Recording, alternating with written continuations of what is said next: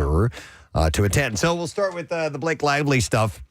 She recently won a major court victory when a judge dismissed Justin Baldoni's $400 million defamation suit against her. Ryan Reynolds in the New York Times, who talked about that yesterday, obviously. But Baldoni's lawyer, Brian Friedman, has now responded to the recent developments, and it's as you would predict. Yes, of course. They said Ms. Lively and her team's predictable declaration of victory is false. So the lawyer didn't say, oh, we're very sorry. Friedman emphasized that the court allowed them to amend 4 of the 7 dismissed claims to showcase additional evidence and refined allegations. Friedman went on stating, allegations are scurrilous. Stating Ms. Lively's own claims are no truer today than they were yesterday. Baldoni's lawyer It's gobbledygook. Concluded by saying he looks forward to taking Lively's deposition as the case proceeds. He said, we march forward with the same confidence that we had when Ms. Lively and her cohorts initiated this battle.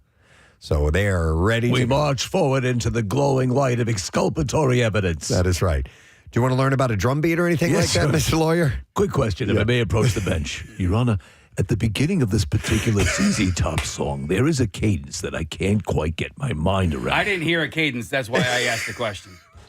Yeah. No, it's not you. It's him. He's asking. The judge is like, excuse me? Oh, you in the background.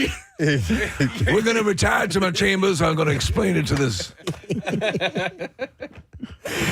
All right. So if I'm grasping this correctly, your question is, how did a musician who's a drummer play the drums? All right, moving on. Angelina Jolie and Brad Pitt's daughter, Zahara, has sparked engagement rumors after being seen wearing a large diamond ring on her left hand while out and about in Hollywood. She was photographed leaving a restaurant with Elijah Cooper, a Morehouse College student and actor, who also co-founded the Tints streetwear brand. Jolie's and Pitt's representatives did not comment on the sighting. When asked by Page Six, Zahara has publicly, of course, distanced herself from her father, even going so far as to drop his last name when joining her sorority in 2023. Zahara had attended the Golden Globes with her mother this year. Do you pay attention to wedding rings and rings on people's fingers? And if you see an actress? Yeah, sometimes. Yeah. I rarely do. Mm-hmm. It's not something I don't. Occasionally, I'll wear my wedding ring. It's a clatter ring. Mm-hmm. I find it gets caught on things a lot, and that sort of annoys me. Marissa? My single friends, it's the first thing they look at. Oh, really? Yeah, okay. I think it's just because we've been married so long. You've been married so long, too. But like some of those guys, it is top of mind all the time. Interesting. Mm-hmm. I notice it, and especially if a woman's wearing like a football size that of ring, course. you're like, my God, look at that. So. Yeah, where'd you get that honker? So this is very interesting. Trace Cyrus publicly slammed his father, Billy Ray Cyrus, in a harsh Instagram post, calling him, quote, washed up, delusional, and so hungry for fame, it's pathetic. Well, it is Father's Day. Is this the same child that, has been outspoken about him I believe for quite a while? Yeah. All right. Trace accused Billy Ray of skipping his grandmother's funeral. Oh, boy. Despite his daughter paying $60,000 for a private jet for him. I think he called her Gum Gum, Preston. Did you call her? I'm so sorry. Gam Gam. Trace has further insulted his dad, calling him, quote, listen to this, the lamest man to ever walk the planet Earth. Oh, wow. And saying that he's embarrassed to have ever idolized him. And Trace added, I refuse, this is great, I refuse to be a washed up, delusional, evil person when I'm old like you. So, dude is going at it. From my vantage point, it seems like there's some friction. You think so? Maybe? How did you dissect that? How did you come to that conclusion? There seems to be something. There's a subtext there. He also mocked Billy Ray's hair, describing it as, quote, a homeless hairstyle, which it looks bad. It looks bad for him at his age. Listen, you do you, but I don't think it looks that good. Elizabeth Hurley does, clearly, though. Yeah, the feud follows years of family turmoil, though Miley has reportedly repaired her relationship with Billy Ray recently. So you're all good? All good. Okay.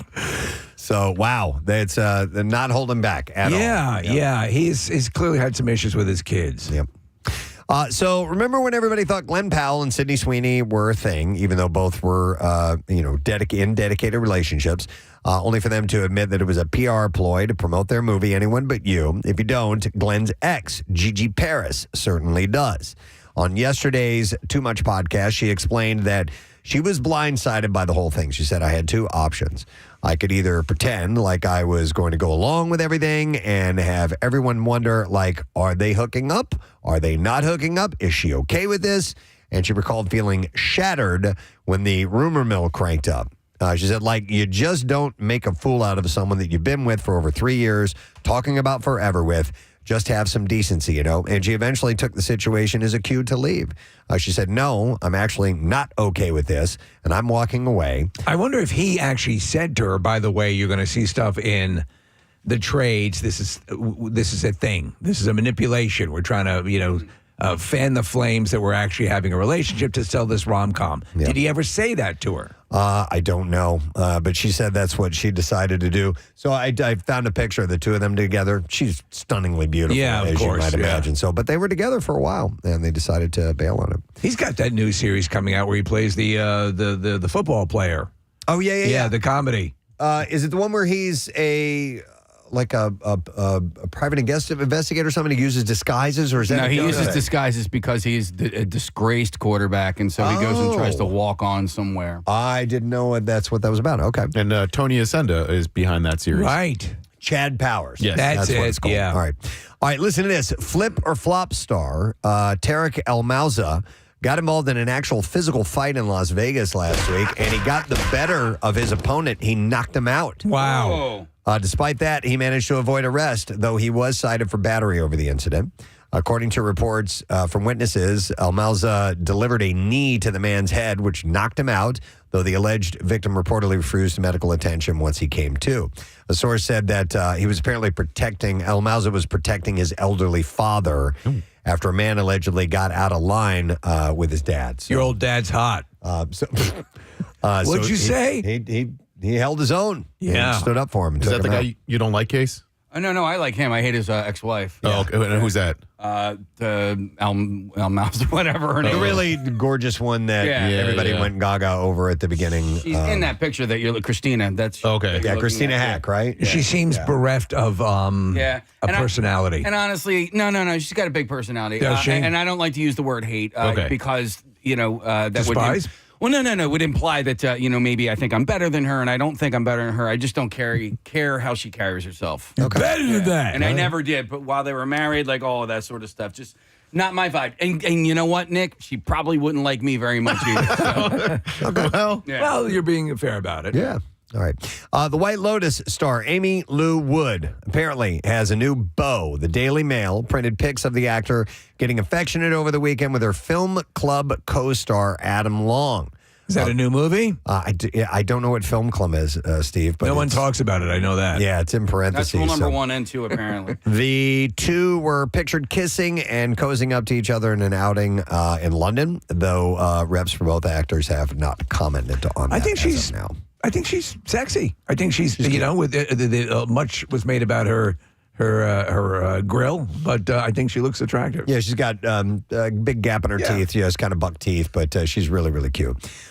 Case, do we have this clip of George Takei? Steve sent this over. I have not seen it yet, but I'm sure Marissa's working on it. All right, I'll get started on the story, and then she can pop that in if we have it. But for George Takei of Star Trek fame, coming out helped him feel like his complete self, even if he did so later in life. The Star Trek alum who is now 88 came out as gay 2 decades ago when he was 68. It's a decision that he described to USA Today when reflecting on the moment as one that helped him feel like his whole self. He's 88. Isn't that wild? Yeah, here's the clip of him. It wasn't just protective of my acting career, but also guilt. I was protecting my career, my job opportunities, and there were guys and gals forsaking all that. So you did it for them? They were doing it for me. He said, it feels liberating. He said, I don't have to be on my guard, kind of mentally fencing and saying what I want to say, but without giving myself away. I developed that skill, but now I don't need to.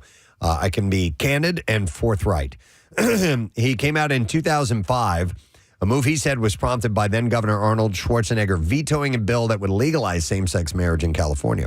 Though he'd already been with his now husband, Brad Altman, for nearly 2 decades at the time, he said that he felt like he could never be his whole self. He said, here I am protecting my job, my career, what I want to do, while others have the same difference that I did, were sacrificing all that, actively engaging with larger society and making progress. So they got married in 2008. Nichelle Nichols was the maid of honor. Of course, she's from Star Trek. That's right. Uhura. That's right. Yep. There's a great documentary about them, those two, and their, Brad and George going to the convention routes and so on and so forth. And they're doing the thing that anyone who is with their significant other in a car driving will do. And for a lot of it, Preston, Brad is driving, and George is in the passenger seat, and there's a bag of snacks open, and he's driving. He'll just go and open up his mouth, and he just puts the snacks in there. I love it. He had a really funny line last week, Takei did, when the Musk-Trump feud was happening, and it was next to Trump and Musk. Shatner and I look like adoring newlyweds. Love George Takei. All right. Also love Bella Ramsey, and she was on Jimmy Kimmel, and we have a clip of her talking about plans for season 3 of Last of Us. Here we go. It has been a while. We know that the show ended with a big cliffhanger, the big secret cliffhanger, right? Yeah. Well, the first season or the second? Both. The second season, and now you are here to tell us everything that is going to happen in the 3rd season. Yeah, exactly. That's why they brought me here. Do you know what's going to happen in the 3rd season? Sort of. You do. Okay. All right. You're not getting it out. All right, sort of, is what they say. That's it. Yeah, love that show, and great performer, by the way. All right, so let's see. James Gunn has confirmed that there's a new Wonder Woman movie in the works. Speaking with Entertainment Weekly, the DC Studios co-chief shares that a movie starring the superhero is being written right now. The movie is apparently separate from and in addition to the previously announced HBO series about Wonder Woman's home of, I don't know, how do you pronounce it? Kashyyyk. What's it? Not Kashyyyk. Kashyyyk is where the Wookiees live. Wookiees live. It's Themyscira. Yes, I never Themyscira? knew how to pronounce it right. The project is slow moving, but it is moving, according to Gunn. And Wonder Woman, of course, was last played by Gal Gadot. Who did a great job. She was great in this. She just got underserved by that crappy 1984. It was a lousy movie. Rochelle Brosnahan is suiting up, but not for Superman. After playing Lois Lane in James Gunn's Super Reboot, the marvelous Mrs. Maisel star is headed to Apple TV Plus to lead Presumed Innocent Season 2. Oh, did you guys watch Season 1? No. Did not. Jake Gyllenhaal, right? Yeah. It was good, but I ain't never seen the original Presumed Innocent with Harrison Ford. Right? The movie? Yeah. I love that movie. She will also executive produce the legal drama, which comes from heavy hitters David E. Kelly and J.J. Abrams. Well, there you go. Along with Jake Gyllenhaal. The new season is based on Dissection of a Murder by Joe Murray, but plot details are still secret. Season 1, led by Gyllenhaal, reimagined Scott Turo's classic thriller, like you guys are talking about, a murder that shakes a Chicago prosecutor's office. Casey, you know who's great in that movie is Brian Dennehy, and the female lead that Harrison Ford falls in love with is terrific. Bonnie Bedelia is Harrison Ford's wife. It's really holds up. I think you'd like it because it's one of those. Yeah, it's a really compelling movie with an excellent plot twist. It's sort of an underserved Harrison Ford movie. All right. Eric Kripke has wrapped up plenty of shows, but The Boys finale has him sweating. He asked, how do you tie up the stories? How do you do it in a way that is emotional and satisfying? His gold standard for nailing the series end, he says, is Breaking Bad. Asking the writers themselves, Kripke revealed they said, we had a list of loose ends, just a list of loose ends on our board. And then when it came time to do the final season, we would just start checking them off. Kripke's aware of the pressure, adding, you could have the greatest show for years, but if you stiff that ending, they go, well, maybe that show wasn't that good. Well, he knows about this because there was a point in time where that show, Supernatural, which I loved, was supposed to wrap up around the 5th or 6th season, Preston. And then it came back on because it was so popular. And they milked it for like another 4 or 5 years. Wow. And it kept having storylines that looped back and repeated. And I'm like, this sucks. So the fact that they're staying resolute and wrapping up the series is great. And I'll say this again. I hope that they don't feel so compelled to have to go with what the F moments as they did in the last season. Yeah. It was too much. Yeah, even the season before that is where I kind of fizzled out because it was just happening every single episode. Just advance the story. Yeah, agreed. Chef and television personality Giada De Laurentiis is returning to the small screen with a new reality show. Giada in the Kitchen. And that, by the way, I had to look up, that is how you pronounce her name. Giada. It's not Giada or Giada. It's Giada. It's not Kashish? Not Kashik, no. It stars her as she works with designer Eric Garcia to surprise families with their dream kitchen makeover. So you're doing a kitchen makeover. Yes, we are. Giada tells People Magazine she hopes to celebrate and empower incredible home cooks with the show and wants to give them a space that not only supports their talent, but also inspires them every time they walk in. You ruined our kitchen. It's less about cooking and more about transformation, she said. Why is the sink on the ceiling? She said, we focus on building dream kitchens from the ground up, incorporating design, construction, and, of course, every kitchen gadget you could dream of. It's been fun. So that will premiere. Day one demolition.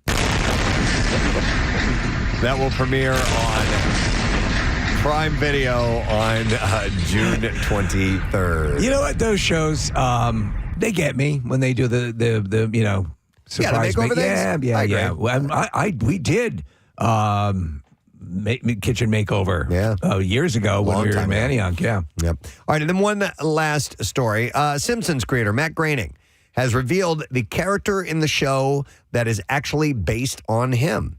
While accepting the honorary Crystal Award at the Annecy International Animation Film Festival this week, Groening revealed who best represents him. He said, I'll tell you a little secret. It's Milhouse. Milhouse. Yeah. All right. And now Milhouse, of course, is the blue-haired, glasses-wearing, and somewhat hapless friend of Bart Simpson. It might surprise some people. And I didn't know this. The core Simpsons characters are based on people in Groening's life. His own parents were named Homer and Marge. And he has two sisters named Lisa and Maggie, among many other family members whose names that he has used in the show as well. His initials are in Homer's hair. Yeah. That's right. And ear, right? His hair and ear. Mm-hmm. But isn't there a character that is Matt Groening on the show? He's like a recluse writer. I don't know. I don't remember. Or at It's least only been on for 500 seasons. Well, I got to tell you, I haven't seen a new episode in probably a decade. In case we watch it every Sunday if it's a new episode. Yeah. By the way, Nick has a picture of Groening, and if you take a look at him, he's got the little round specs. Yeah. That's what he wears. So I had no idea that was based on him, but that's what he says. There's a line in one of the episodes where Milhouse things are going well for him. He just goes, "Everything's coming up, Milhouse." when things are clicking for me every now and then, I'm like, yeah, everything's coming up, Milhouse. Nice. All right, let's play some clips for you, my friend. Real Housewives of Miami returns tonight with friendship shakeups and new bonds between the ladies. And in this clip, cast member and event planner extraordinaire Gertie Abrera talks about her breast cancer diagnosis. Here we go. I'm doing amazing. I'm thriving. I'm a year cancer-free. And I didn't want to grow my hair back only because, first of all, I was having a hard time with some spots around here. Anyway, second of all, I sweat a lot because I'm on menopause and I get hot flashes every 5 minutes. And then I just wanted to self-empower myself and feel beautiful and take my power back. We don't need no hair. Our men loves us just the way we are. Yeah! I assume you pronounce her name Gertie. It's Guerdy. I'd go with that. So Real Housewives of Miami Season 7 will premiere tonight. You'll be able to check that out on Bravo. Here's our next clip. Live-action remake of How to Train Your Dragon stays true to the original series. And in this clip stars Mason Thames, and Nico Parker talk about preparing for the roles. A couple months before we even filmed anything, me and Mason watched all three movies, but back to front. So we were like, we watched the third one, and we were like, we should watch the second one. I love the second one. And then we were like, no, we should watch the first one. So we watched all of them in the wrong order. And then I remember us watching the first one at the end, and we both kind of sat in silence afterwards, being like, oh my God, we have to do this. And that was kind of very scary. Shut up. How to Train Your Dragon will hit theaters this weekend. It actually looks really good. Well, they did some smart things. Everything looks the way it's supposed to look, so you're not getting this jarring change. Yeah. And people who have seen it, the advanced word is they get the spirit right. They get a lot of it right. And I loved the first one was sort of a revelation. I was not expecting to be as invested in it as I was. Well, and it wasn't Pixar. No. So you're like, okay, Pixar is the only one that hits a home run every single time. Yeah. And then it came out, and I remember watching, I'm like, as I'm watching, I'm like, this is okay. Yeah. This is actually way better than I thought it was going to be. And then it turned out to just be one of the greats. Love it. And I think anyone who's a pet owner has, you have that connection. Yep. All right, and that's the entertainment report for you for now, my friend. We have a lot of stuff going on today. Iron Hill Brewery stopping by today. They're going to bring a bunch of food, which means we'll give you some food. We have gift cards. We will have your shot at winning Hershey Park 4-pack tickets for our live broadcast coming up on the 26th. And you'll get into the park early. You get free parking. You get to hang out for the broadcast, all that stuff. So listen up for your chance to win. We'll have a couple opportunities today. We'll go live on Fox Good Day. We have a really interesting guest named Henlo Bullfrog on as well. So bunch shaken on a Wednesday. We'll be right back. Stay with us.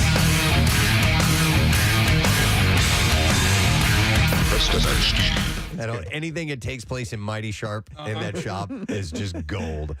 For those who have never seen Coming to America, that's what that's from. So anyhow, where to meet men, she says. All right, so not, and like he says at the beginning of that clip, you can't go to no bars. Well, you messed up, son. You can't go to no bar to find a nice woman. You got to go to a nice place. All right, so a library. Instead of the bars, here are the suggestions. So exercising, she says, but Pilates, probably not going to turn up too many prospects. So you don't want to go to yoga, Pilates, things like that. If you're interested in meeting a guy, chances are you need to go somewhere else like a gym, boot camp style classes, and running clubs and things like that. So her suggestion of a boot camp made sense to me. Like in a gym, a lot of times I would think, and Kathy, obviously, and you and Marissa can speak to this more, but I think you're you're working with other people, you know, whereas at a gym you're on your equipment and you don't want to be bothered. Yeah, you need some sort of class or like CrossFit. It always seems to be like that family feel, and you get to know people, you become friends with them. And if you're just starting,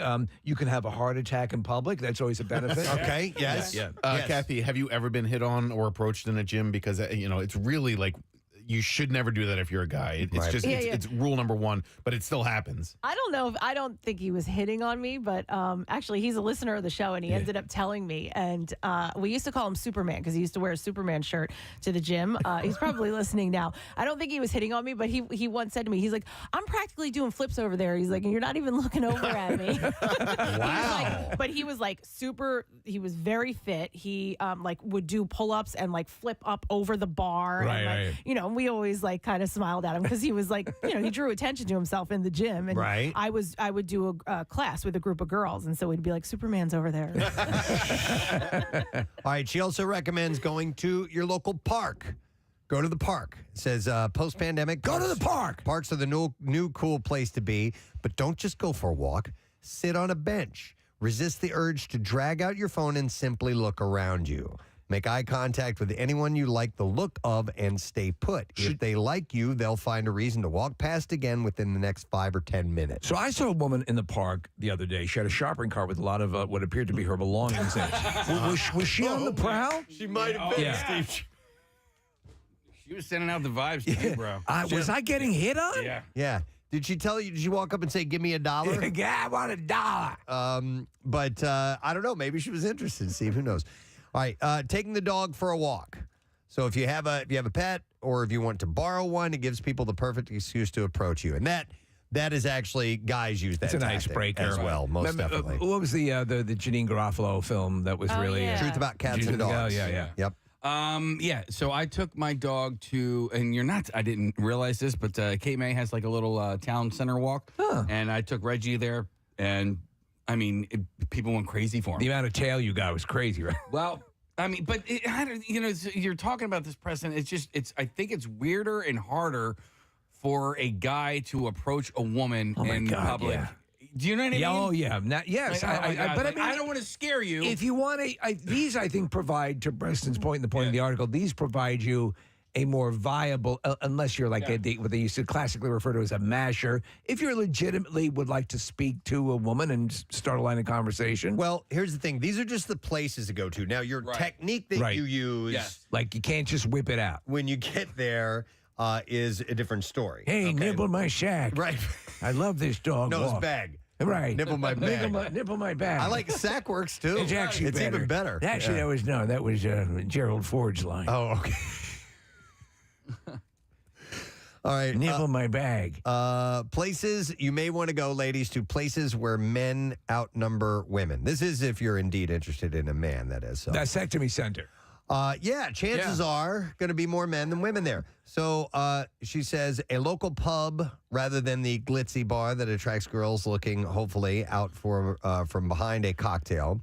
A gym that has a heavy weights section rather than one that targets the yoga crowd, which kind of goes back to that first thing we said. So you don't want to go to a real meathead gym. If you go to, I think, like a CrossFit or like a lot of women are into now getting into sort of the more powerlifting line for a good exercise. So that might be a good option. But a pub rather than a meat market bar. Right. So I saw this Instagram video not that long ago, and it was advertising Kavanaugh's, and I love Kavanaugh's. This is a great place, but it was for their nightlife, and it was showing off what a cool club it is at night, and they clearly not aimed towards me in their demographic, but it was people in their 20s, all good looking, all having a really great time, and I was just like. It boggles my mind that anybody ever goes to places like that to meet, and they do. I just don't know how anyone ever is able to actually have a conversation, or if that doesn't matter whatsoever. There is, and I know completely what you're saying. I mean, I'm 46, even then, though, when you want to communicate and it's so loud or so I've never gotten cacophonous, and that I used to do that. I mean, it was hard, but I used to totally be in the clubs all the time. Did you lean in and do the yelling thing? Yeah, totally. Man. You would have to like you. Yeah, you would have to yell. We were doing shots, and I mean, it was a different atmosphere. I mean, what are you reading these days? Yeah. That's what we talked about. I am a dog.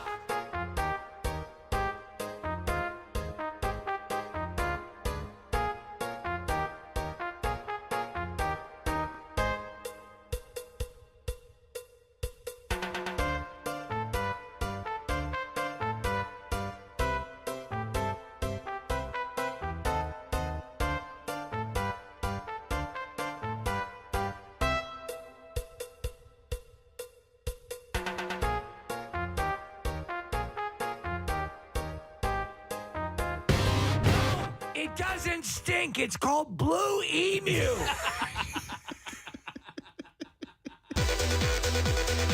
It's great for joint pain, but you can't smell it. So William Devane advises we invest in gold.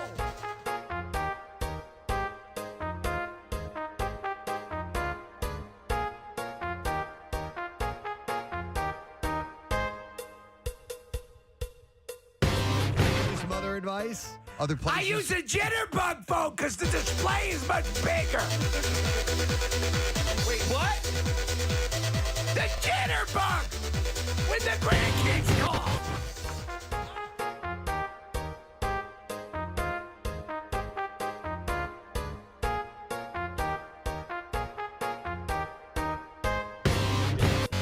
Ladies can go to meet men if you're looking to actually meet in person and not be at a bar where you're screaming like that.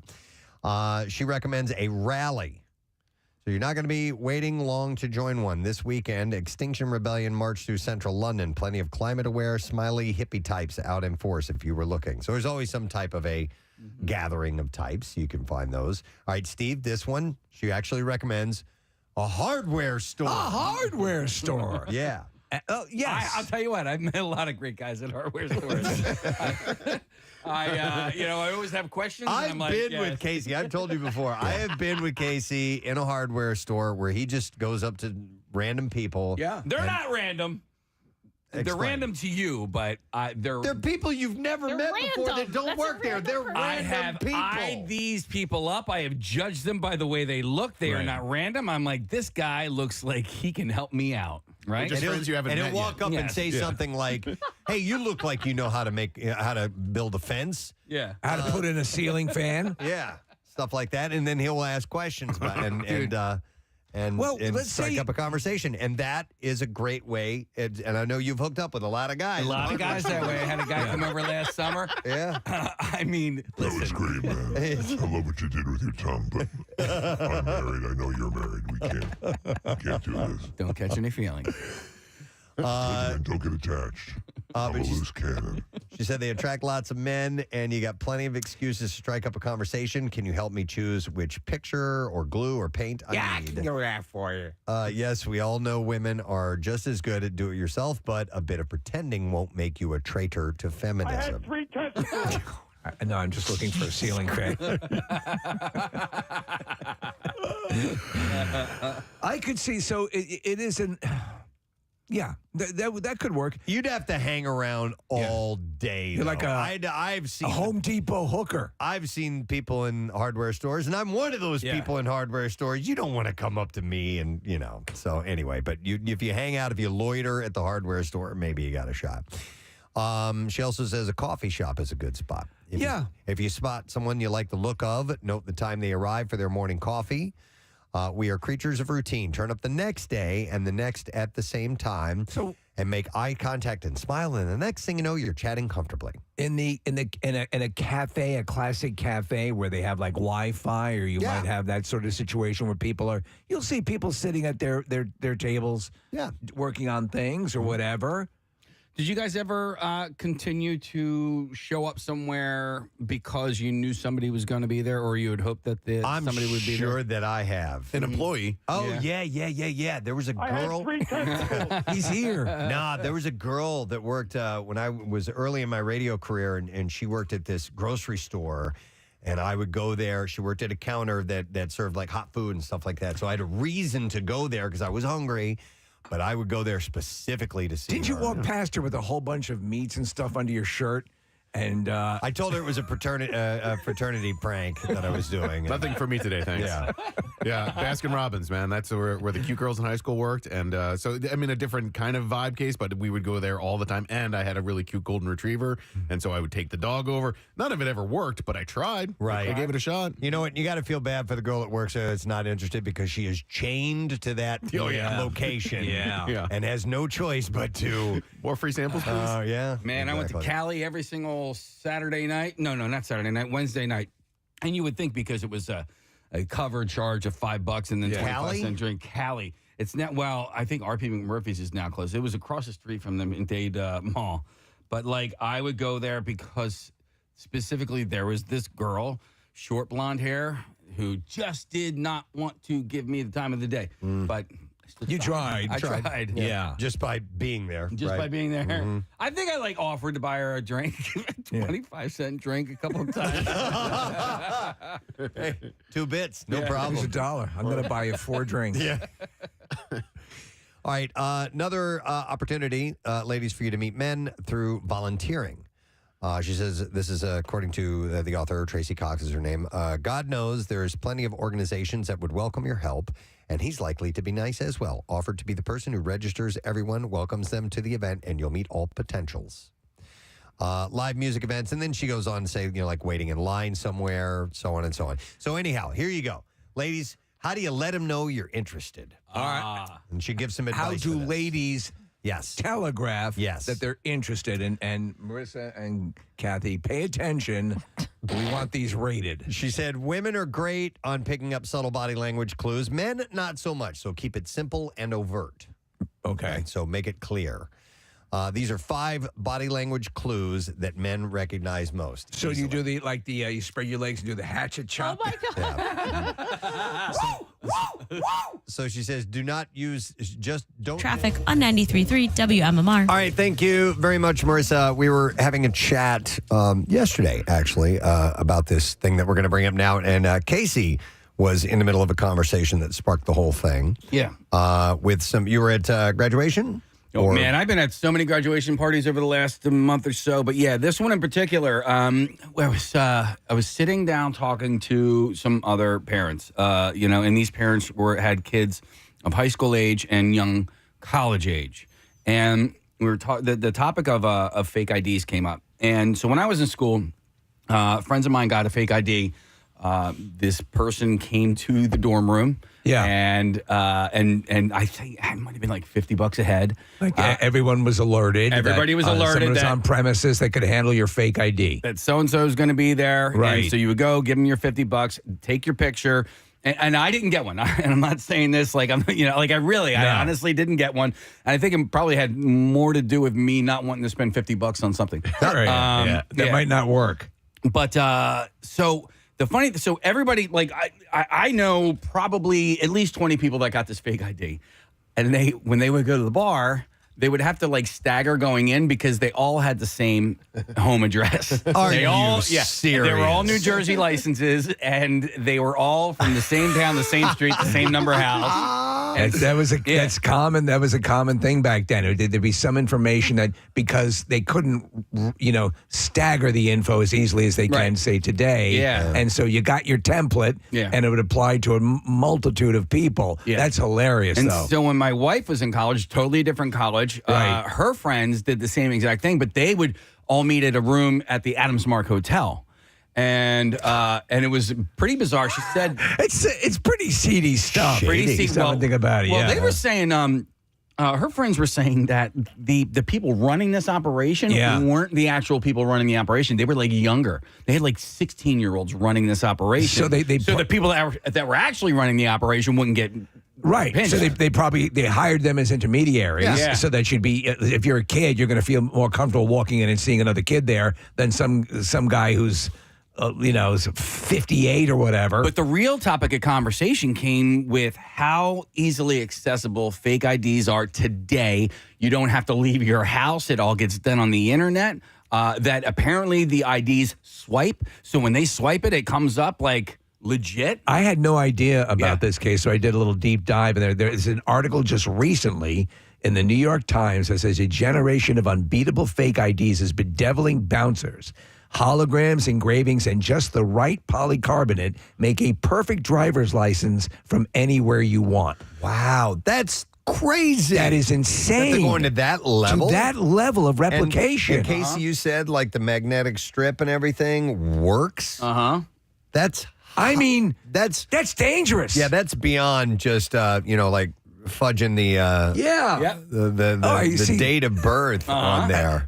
Go right in, McLovin. Wow. Yeah. Born in Hawaii. Yeah. It's really interesting, Casey, that this happened at a conversation at a graduation party with you guys because it did for us as well. And the advances in technology are unbelievable at this point. And so my son is 18. We've talked about this a bunch, but all of our kids are graduating from high school.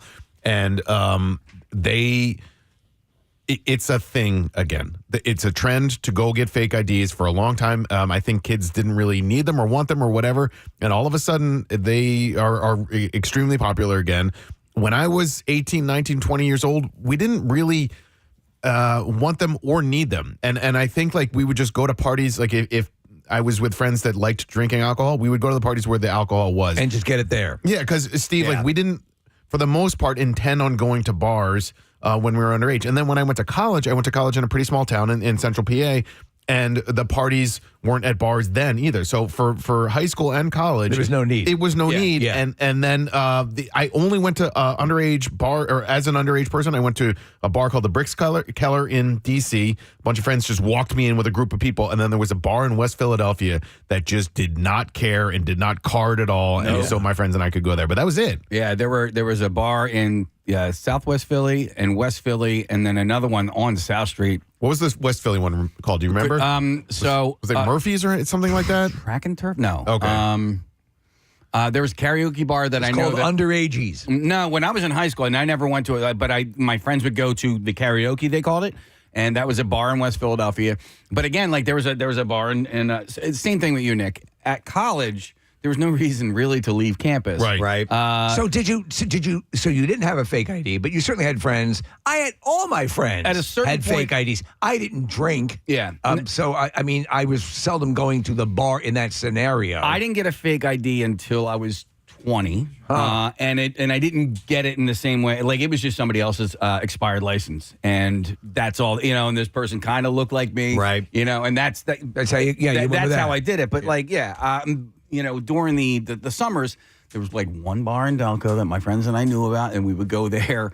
And the bartender, it was funny because when we eventually turned 21, she was like, "You mother effer." She's like, "You guys weren't 21?" We're like, "No." I had a whole bunch of fake IDs. I had fake ones. I had ones that I'd gotten from other people, got hidden down. What was the most you paid for one, Marissa? Geez, Steve, I don't remember. What were they? Because Casey was 50 was the price I usually heard. Yeah, they were like that. But when I was getting them, they weren't like we weren't going to a hotel to get them. We were actually going to like legit quote unquote stores in Philly. Yeah, and getting like IDs. So the first one I got when I was 18. No, I was actually 17 because we were visiting my friend's sister in Loyola, and in New Orleans they had over/under bars. So we were getting IDs to say that we were 18. And moments before my friend took her photo, I looked at her, and we had like, we would manic panic our hair at some points, and I was like, "Oh my God, put your hair in a ponytail because your roots are going to be the exact same length as your photo on your ID. Like it'll be obvious that you took this photo this week." Wow. So we did that, and then the second one,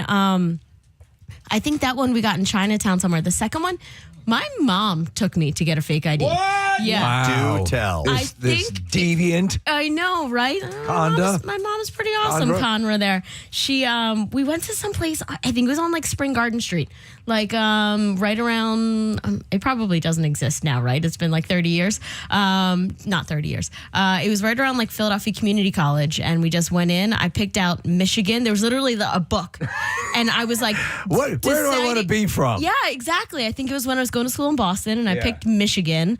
Maybe because they didn't scan them yet, or it didn't have a hologram, but like the person kind of nudged me and was like, "Michigan's a good one to get." Okay. And we walked home, and my dad didn't find out until like 5 years ago. And what was his reaction when he found out? He was still shocked. Yeah. He was mad a little bit. Apparently, Casey, you were saying that some of your friends were saying, a lot of them are saying, I'm pretty sure my kid has a fake ID. Yeah. Because it's so kind of a easy. rite of passage. It's so. I'm wondering though if the motivation mainly is to be able to purchase as opposed to going to a bar. I think that's it. Yeah, I don't think that's. I was more I was too afraid to do the go to the bouncer fake ID thing, get in trouble. Maybe the cops are there, which they wouldn't be, but I was paranoid anyhow, so I never did it. But we would jump at the chance for someone to buy it for us, like a liquor or store. who had a fake ID who could go and purchase the booze, and then we would go have our own party wherever we were going to do that. So think about the ramifications of this. If you are a bouncer in this day and age, what since you know that I believe the law is you're still culpable, the bar is culpable. What are you dealing with?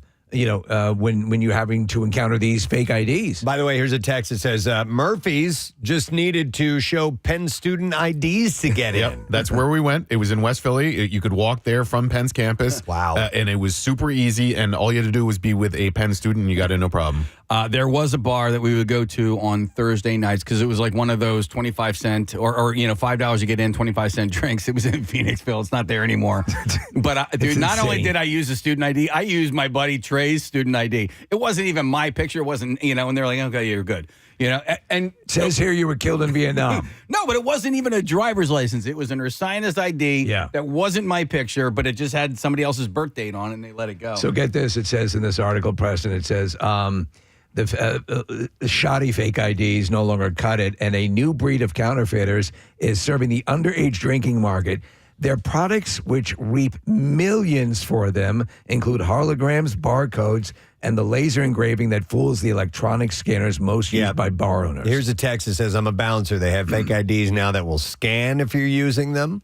And he said if you use the ID scan, he said it is getting ridiculous. Fake IDs are so realistic, makes my job that much harder. Yeah, and I'm curious as to with Homeland Security and stuff like that. Are they getting fake IDs? Well, no. I mean, are there larger repercussions? Well, yes, yeah. Not question. just I'm going to confiscate this. Get out of here, you little scallywag.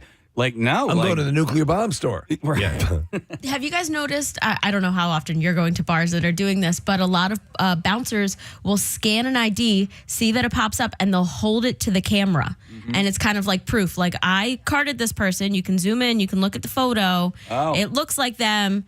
There is nothing that says that this isn't them. To absolve them from the legality? Yeah. Marissa, I haven't been to a bar where they're actually asking you for identification as you walk in. Yeah. Hey, kid.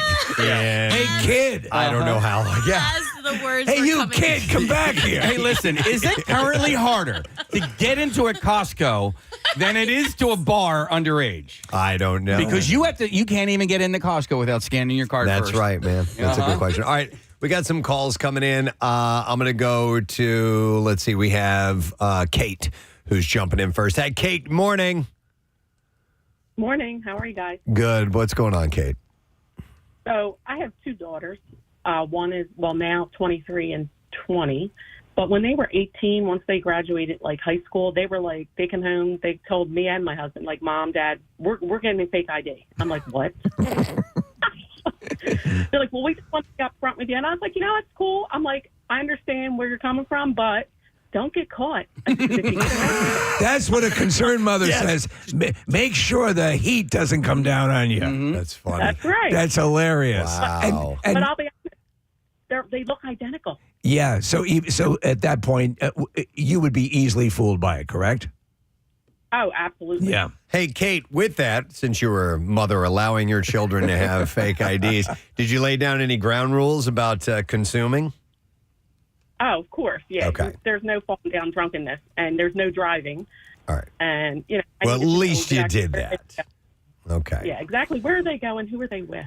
Yeah. Stuff like that. But so they're how old now? Now they're 20 and 23. 20 and 23. Is a 20-year-old still using the fake ID? Yes, and sometimes she confuses it. Right? Do you know how they got it? Through a friend. Through a friend, yeah.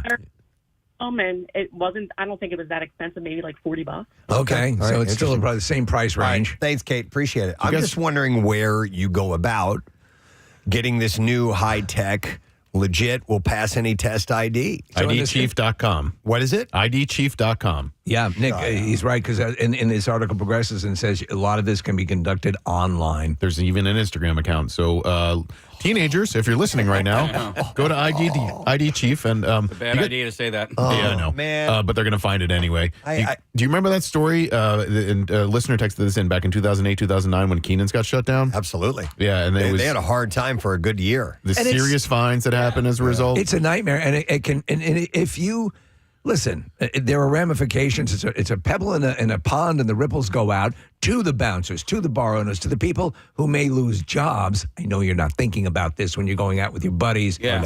And I agree with you, Preston. To me, the dynamic would be more you're looking to purchase liquor as opposed to going out to a bar. But what the hell do I know? I don't drink. Well, no, you're probably right because you need like more disposable income to go to the bar. Right. Like it's expensive. You go to the distributor to save money. By the way, for pot, for marijuana purchasing. Yep. This would serve that as well, would it not? If it shows you're 21, yeah. Yeah. Well, do they scan it? Yes, they do. Okay. Yep, absolutely. So only if it in scans, I Jersey. guess. Yep. Is this you, kid? Hang on, let me go. This one looks interesting. I'm going to go to Ben. Hi, Ben. Good morning, sir. Good morning, Nick. Good morning to see you, Ben. What's going on, bud? Okay, a couple things. So when I was 15, I did get a ID from somebody I knew that just turned 21. Okay. So that looks just like me, so that worked out really 15. well. 15, turning 16, yeah. It worked for about that year and a half. I'm from upstate New York originally, so, it slid for a minute. Yeah. All right. All right. We're on our senior trip in Manhattan, and two of my classmates went to this, little underground place to get IDs, and the cops busted the place while they were in there. Oh, man. Getting their pictures taken. How crazy is that? So what did they actually ended up letting my buddies go and just kind of dealing with the business itself. So they got super lucky. They're like, we're on our senior trip. Please don't do anything. Oh, that's so funny. That would be my guess. So when there used to be those places that Thanks, Ben. even when I was going to high school 1,000 years ago, junior high, there were those places that you knew that had a thing in the back. A lot of them would be the quote unquote head shops that would have fake ID capability, under the table. Yeah, I've talked about this one before, but there was a few people that I knew that got the fake ID, and what they did, because it was a more rudimentary identification card. Literally a poster board that you stood in front of that was a mock-up. It was a giant mock-up of the actual ID, and you stood there and smiled, and they took the picture, and then they would crop it and then laminate it. There's your fake ID. You remember the Vegas Vacation? He gets it done out on the street. He just, hold this. Nicholas Papagiorgio. Nicholas Papagiorgio. Let me see here. Dave in the 90s used to make these things. Let me go to him. Hi, Dave. You're on the air. Morning, bud. Good morning. Sorry to bother you guys at work. It's all right, man. What's up? You used to make fake IDs? Yep. Back in the 90s, I was in New York. I actually had a responsibility in high school to make the high school IDs. So I had the ability to make high school IDs. And I turned it into a side business because I was able to write on the magnetic strip whatever I needed to actually get the driver's license to pass the magnet strip. So you had the legit equipment. And all I did was copy. Yeah, you were using the legit equipment to make bogus IDs. He's a go-getter, Steve. Yeah. Yeah, and I ID for the template, changed all the information on it, took the picture, put it on. Is it would a high school would an ID like that? You couldn't go. Could you go into a bar with that ID? Which was, if it's a high school ID, you're not old enough to drink, right? I don't know. I don't know how that gets. What use you would get out of that? I didn't make the high school ID. I used the materials for the high school Yeah. ID. He was making them for the school, so he had the equipment to make a legit fake ID. Dave, what do you do for a living now? I work in IT, security. Oh, of course you do. Security. Listen, that's smart. See? Hire the people who know how to do it. Most definitely. To bust it. Did you make a good amount of money on that, Dave, back in the 90s? Let's just say it paid for college. Good man. All right, let me ask you, Dave. So you hear this stuff about this high-tech stuff with the polycarbonate and all this stuff they're able to mimic. Are the bars and clubs, are they basically screwed? Is there any legitimate, reliable way to determine that these things are frauds? No, they would have to change. They would have to change the ID completely to give it like more of a copy restriction, kind of like what they did with the money. How they now, you have the rainbow bills. Right. They would have to do something with the ID too, because I can literally make a driver's license in 20 minutes. So basically, what's being said is that they're screwed. Mm-hmm. I mean, there's. Maybe that's why this real ID thing is so Dave, important. Steve hasn't gotten a real ID yet. You want to hang on? We'll get your information. Yeah, I had to wait in line in 5 hours. If you could whip me up one, I'd appreciate it. And let's refresh that passport photo. Yeah. 6 hours of the DMV is not fun. All right, thanks, Dave. Appreciate it, man. I did not know it had gotten so sophisticated at this point. I didn't know, because from what we're hearing, it has basically gotten away from them. If someone who's working security and IT is saying, unless they have to revamp the entire system to elude this ability of replication, that's saying a lot. I wonder if this continues to go in this direction, and the only thing that can identify you as your DNA is if that will be our thing. Like Gattaca. Yeah. Is that what that? I don't know that movie. Yeah, so they would essentially use your genetic material to identify you or locate you. And every morning when these people go into work, they run their finger over this little scanner, and it actually pricks it and gets a little drop of blood. And that's you. Come on in. You had two options. You could use blood or semen. Okay, no. But then let me I'll ask. be back in 10 minutes. Because I don't know that movie. Give me that magazine. What could go wrong and what Everything. does? Okay. Yeah. All right. Yeah. They eventually lead to bioengineering and all this stuff. Yeah, it's a really interesting movie. I'm gonna go. Let's go to Joe. He had a cool scenario when he was underage. Hey, Joe, you're on the air. Good morning, bud. Hey, what's going on, guys? First time caller, long time listener. Welcome, my friend. All right, what's your story here? So when I was in high school, I joined the military. When I was really young, I had to get my parents' consent. I was like 17. I did the split up program for the military, and the actual government put my birthday as 1981 when in actuality I was born in 1991. Oh, wow. And the government gave you this.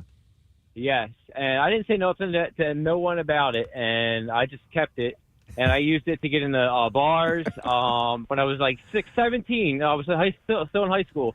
I used to go to get the liquor stores and get my friends hooked up with alcohol. It was great. So you're 17 with an ID that says you're 27 years old. Yeah. Did you look anything close to 27? No. So this is what happened. I went to this liquor store one time, and the guy was like, "Is this real?" I was like, "Yeah, it's real." I was born in 1981, and it's a disease that runs in my family that makes me look younger. And he believed it. Oh, yes. So you have the opposite of progeria. No. You look younger. Yeah. Yes. Yeah. Wow. That's It was fantastic. crazy. All right, let me ask you this, Joe. Did you learn the things you needed to know about that year just in case you were quizzed about something? No. I Okay. didn't. All right. Thank you for a call, by the way. Some people, the thing was, Steve, you needed to remember if you had a fake ID that just had a random birth date on it that made you a certain age, made you overage, you had to know your astrological sign. Right. You needed to know information about your address. Sure. And all these little details that you would kind of just have as a script in case you were asked Stuff about you it. would, because you wouldn't know about the year you were born. You're not obliged to as a baby. Right. know it. Right. But I mean, as yes, your astrological signs. I assume that's in the booklet for bouncers of questions to ask. Yeah. I got a question when I'm pressed. I was on spring break in Key West, and they asked me those questions. And it was an April birthday, so I knew that it was Aries, and there was another place that made me. Do you mean on my fake ID or my real one? They made me sign it, and the person whose ID I had, their handwriting was terrible. So all I thought to do was just use my left hand to sign their name, and that actually ended up working for me. That's great. Yeah. Didn't you get busted in Key West, though? No, I didn't get busted in Key West. I passed out standing up straight in Key West. That's why you had to do the community service? That was it. No, I never had to do community service. Maybe Were you on a coat hanger? What? How did No, this dude, happen? listen, I was leaning up against a post at Fat Tuesday. Fat Tuesday. Uh-huh. That's and I was right. just and then the bouncer was like, "You got to get out of here." I was like, "Okay." Uh-huh. And then he I just was born in April. just put me out there on Duval Street. I was like, Wow. Hang on. I want to go to Neil's been on hold for a long time, so let's go to him. Hey, Neil, you're on the air, buddy. Morning to see it. Morning, sir. All right. So you had an ID story. I did. So I was in college, New York City. There was one dive bar that let a bunch of us underage kids in, no problem, no IDs or anything. So a bunch of my friends got the IDs online that didn't scan. Okay. I found an actual driver's license from Cleveland, Ohio on the floor on the subway. And it was, I was 19 at the time. The dude on the ID was like 33, 5'10", black hair, blue eyes, looked kind of like me. Okay. So one night we leave the dive bar. In between the dive bar and our apartment building was a New York gentleman strip club. One night we just had liquid courage. We all filed in, no issue. We just walked right in the door. We all ordered beers. And the bouncer comes up behind me. He's like, "Hey, ID's out, everybody. I didn't scan any of you guys in." So he scans all my friends. He's like, "You need to leave. You need to leave. You need to leave." He points at me. He's like, "You're cool." So all my friends are leaving, and they're like, "Yo, you coming with us?" I was like, no, I think I'm going to hang out and drink all your beers and hang out with topless women. Oh, that's excellent. Wow. Nice. Did you ever use that ID again? Oh, several times. Nice. Up until I was 21. Right. Or it expired. I forget what came first. But, Okay. All right. Thanks, Neil. Appreciate it. That's like a little gold mine find. So listen to this, President, explaining from an earlier point. Making, selling, and using, this is from the Times article on this. Making, selling, and using fake IDs is illegal, but many counterfeiters dodge U.S. laws by being based overseas. They buffer themselves and their customers by allowing payments with cryptocurrency and gift cards. Wow. Interesting. That's pretty wild. So finally, those gift cards paying off. Yeah. Wow. we used to do this little trick to go buy booze. Is I would get on my friend's shoulder and put a trench coat on and put a big handlebar fake mustache on and a bowler hat. Did you change your voice? I would like to get some beer, please. One of my favorite fake ID scenes is American Graffiti. Yeah. When he's going through, I'll take a comb and some peanuts, and he's buying everything in that bottle, and he's getting ready to check him, and he's like, "Got your ID?" Yeah, I'm gonna need some ID for the booze. Oh, but the best part of that scene is he gets a guy to go in and buy booze for him. So the guy goes in, he's waiting outside. All of a sudden, you hear like something crash. The guy comes running out. He's holding a gun, and he just tosses him a bottle of booze and runs. And the owner comes out shooting at him. Oh, my God. It's awesome. All right. Well, anyhow, I had no idea that this had gotten to this sophistication. I as far certainly as did not. being able. I thought they had it licked with the, the scanning of the ID, but apparently that's not the case. You can get them. But thank you to those who are on hold, Josh and Liam and Evan. You guys, I'm sorry we didn't get a chance to get to you. We do have to take a break because we're going to go live on Fox Good Day, but I don't know if you guys can smell it, but Iron Hill Brewery is here. They brought some food, and with them, they brought $50 gift cards. I will take caller number 16 at 610-660-9333, and we'll set you up with a $50 gift card for Iron Hill Brewery. By the way, you can find a location. They've got tons of them, ironhillbrewery.com. The new menu they have, it's a refresh. It's been a hit. They're earning national recognition by winning the 2025 Menu Masters Award for Best Menu Revamp from National Restaurant News. So that's big. And so we're going to try out some of the food during this break and come back in a moment. We'll do some more giveaways through the course of the program. We'll come back in a second, the Bizarre File, and yes, we'll check in with Fox Good Day. So stay with us. Preston and Steve. Use them all. So here's one of them. Stand close and face him. Mm-hmm. That way he can't help but see you. Make lots of eye contact. It's the most obvious flirting signal of all. Should you rapid fire blink? No, I don't think so.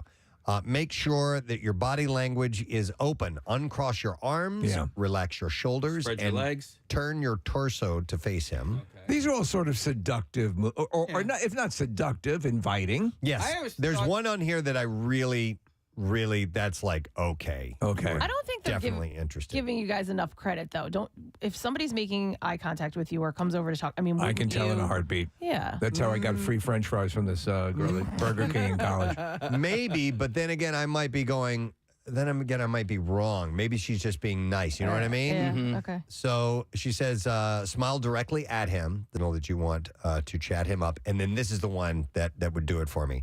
Look down at the floor, and then up to meet his eyes again. You're on the radio, aren't you? That's I recognize that voice. Wait, why? Kathy, you want me to do it? Williams is running for mayor. Yeah, I want to know why. Do it. Because this, all right, this is what I'm envisioning. All right, I'm going to do it to you. Oh, God, I'm going to be creeped out. So here we go. No, that's it. Let me take my glasses off. Let me do it again. Hang on. I want the cameras to get this. Should I do it at the camera? You look up, so Nick Murphy can cover it. Yeah. Okay, here we go. Oh, my God. Yeah. Kathy's got a boner. No, that's too much. All right. Stop it. What's your go-to subtle, inviting look? There's a great scene in the Batman where Zoe Kravitz as Catwoman is walking along. She's real seductive. And so the Batman says, "Look back at him." She goes, "If I look back at him, he's gonna think their connection's gonna take place." All right, and she does it. She turns back, and he gets up and walks over. Here we go. Yeah, because she knows she's got that. The look back is definitely that's a big look. Yes, like a second look at that. that. She saw him once, she passes as if you're walking. Yeah. away. Right. Oh yeah. Yeah. Mm-hmm. Boom. Yeah. Oh, God. Also, she's Zoe Kravitz. So I also feel like a subtle touch of the arm. Yes, well, any kind of contact with your tongue. Any kind of contact is definitely going to Ooh, that's wet. Your tongue's wet. Give me a semi for sure. So you're saying too much? Yeah, a little. Sort of a demure look down and look up, right? Yeah, totally. Yeah. Especially if the head stays down and just the eyes Right. come up. And then a little blinky. I keep looking right at her when I do See, that. that would be like, for me, that would be like, there's something I don't like about you. Like, I'm checking your whole Why body. don't we leave this place and go find a Ramada? Not the head tilt. Not that. Yes, you got it. But like, if I were to just like eye you from head to toe, like, wouldn't you think what is she looking at? Yeah. Like elevator eyes up and down that whole thing, Yeah, or like if I went like. Well, yeah, like that. There's like zero interest in your expression at all. Cold, dead eyes. Yeah, really. totally. That I alluring. was smiling. And I did Dear that. God, this poor woman is brain dead.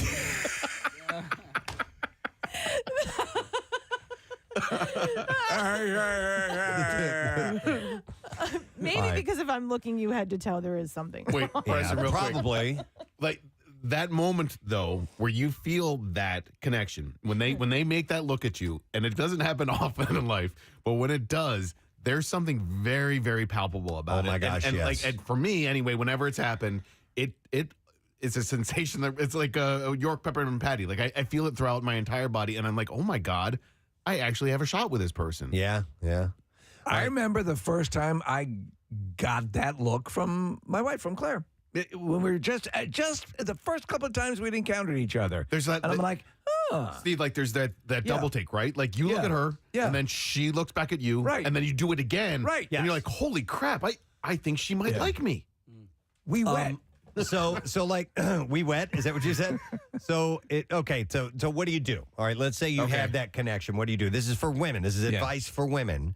And she says, make the approach yourself. If he is not coming over to you, make the approach yourself. Walk confidently up to him, smile into his face, and say, well, I figured one of us should make a move after that eye contact. Oh, yeah.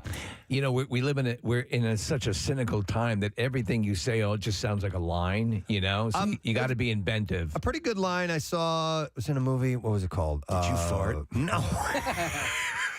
I'm sorry. I smelled something all the way over here. Something horrible. I thought perhaps you farted. I was across the room and I smelled something that kind of like okra. Oh, okra. I thought perhaps you're from New Orleans and farted. Wow.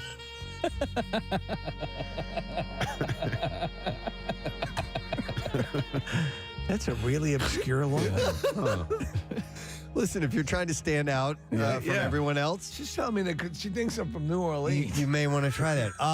She thinks I'm from New Orleans. There was a movie with, anyway, I forgot who it was. Anyway, so these two people made this eye contact. They kind of show it back and forth, a little smile. And eventually he goes over and says, hey, I thought I would just come over and say hello because we had a little connection. Right, And he kind of gestured to his eyes. Yeah. And I'm like, that's a good line if you did indeed have that little connection. But anyhow. I mean, your good eye. She says, how do you start a conversation? Here's tips. And remember, still, I want to eventually get to the secret signs that he's ready for sex because I think you guys are going to like this. So take a deep breath and smile. This part is easier than you think, she says. Don't stress about what to say. 80% of someone's impression of you and the first sentence you utter has virtually nothing to do with what you're saying. It's whether you've said it with passion, a smile, and a friendly look. That takes the weight off of, don't say something ridiculous or that's going to turn somebody. We realize you're both kind of trying to figure it out. Yeah, so concentrate on getting that right, she says, and it's just a smile and a friendly look mainly is what you want to do. Smile and a Coke. And she says the best chat-up line is simply one which is appropriate to the situation you're in and something not too challenging. If you're in a sandwich shop and standing in line next, the best thing, since sliced bread, sorry, couldn't resist, you're going to sound like an idiot if you come out with, you look like an angel who's dropped from heaven. Better surely I like say... liverwurst. Wait, what? Do you like liverwurst? Liverwurst? It's one of my favorite meat products. I suspect the other one is in your pants. She says, I'll take a pound of whatever you got between your legs. you may want to try something like, have you eaten here before? I can't decide between the chicken or tuna. And then, oh, God. You want some tuna? Anyway, I'm gonna jump ahead. All right. I'm gonna jump ahead because Let's get the tuna. Apparently there are secret signs that he's ready for sex. Right. Okay, she says, look for these subtle signs that he's turned on. He's breathing. got a boner. That he's turned on and ready before you massive erection. before you lean in for that first kiss. All right, so here you go. And I would like someone to illustrate these things, okay? Okay. And I can do it if you want to, but he's touching his face more than usual. So You like this? Yeah.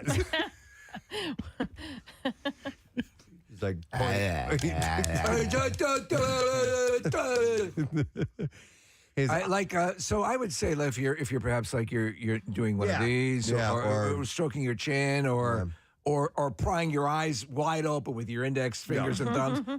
I do this a lot. I rest my my finger in your nose, thumb under my chin, and my index finger on the side of my face. Or you're doing that in case the V with your fingers and sticking your tongue out. He's just touching his face. That's all he's doing. All right, his eyes appear shiny and moist. What? And they have to be. And his pupils are large and dilated. He's on meth. He's high. Yeah, that's he has 3 testicles. I smell lightning. What? Huh? His eyes are Seahorses forever. His pupils are dilated. When totally aroused, pupils can double in size. Yeah. Oh, okay. All right. Notice that he's breathing quickly. Yeah. Okay, so these might find some of these a little troubling. His sentences are short and half finished. This is clearly an addict that we're talking to. Yeah, they're short and half finished. His hand, thigh, or knee accidentally touches yours. Okay. So that's an interesting thing. I think that if your legs, if you're sitting side by side, or you're, that gentle touch as they just sort of by happenstance, that's an indicator. And neither side recoils in terror. She also says to notice if his thighs are tense. You have very tense thighs. Now, how do you do I that? couldn't help but notice that your thighs are very tense. They need a deep tissue massage. I don't Do you like liverwurst? I do. I don't know how I like pimento loaf. I guess maybe if they're wearing shorts. I could see in your tight shorts your thighs are very tense. Yep. Do you have a taut scrotum? Ooh. I mean wrinkleless. Does anybody? Smooth. Like billiard balls. All right, you may notice that his lips. Here's some music start to swell up. And there it is. Let's go on TV. Hey, Preston Steve. So I go home to my apartment yesterday afternoon, and I lay down on the couch, and I normally fall asleep, right? And then the Phillies game is going to start at 6:45. I keep thinking to myself as I'm laying there, you've got to get up from this nap and take a walk, get some exercise.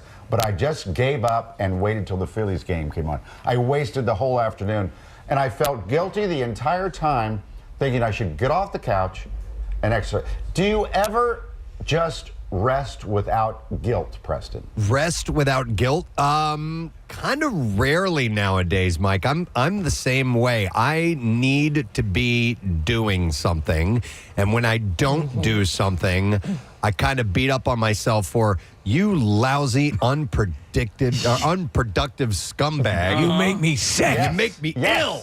But I know what you're saying. It's really weird, but we need time. We should be relaxing from time to time, you know?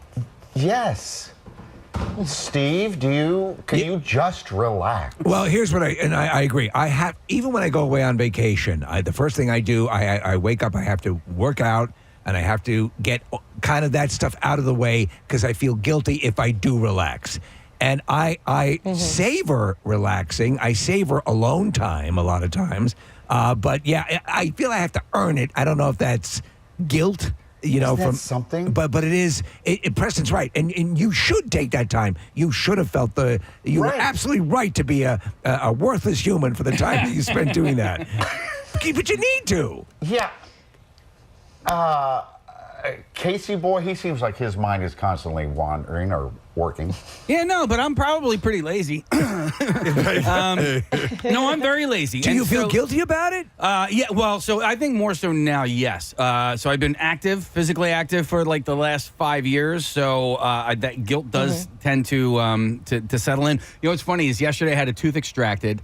And that's part of the workout. Before the extraction, I went and worked out because I knew I wouldn't want to work out afterwards. And then even afterwards, the prosthodontist told me, he goes, no physical activity. So I got a doctor's note to say that I just sit on the couch the rest of the day.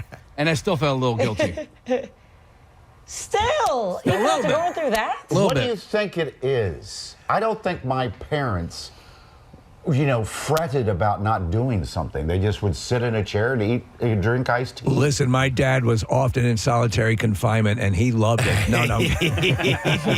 I think it's two things, Mike. I think it's A, being an American, and B, being an American who lives in the Northeast. I mean, if you live elsewhere in the country or certainly live elsewhere in the world, relaxation is just a little bit more accepted, and you don't feel guilty as a result, and you should relax. It's good for your brain. I think you're more productive at work and a better contributor to society when you actually take the time to be mindful about relaxing. I think of the collective, Alex. You're probably the biggest FOMO sufferer, right? Fear of missing out on things. That's you, right?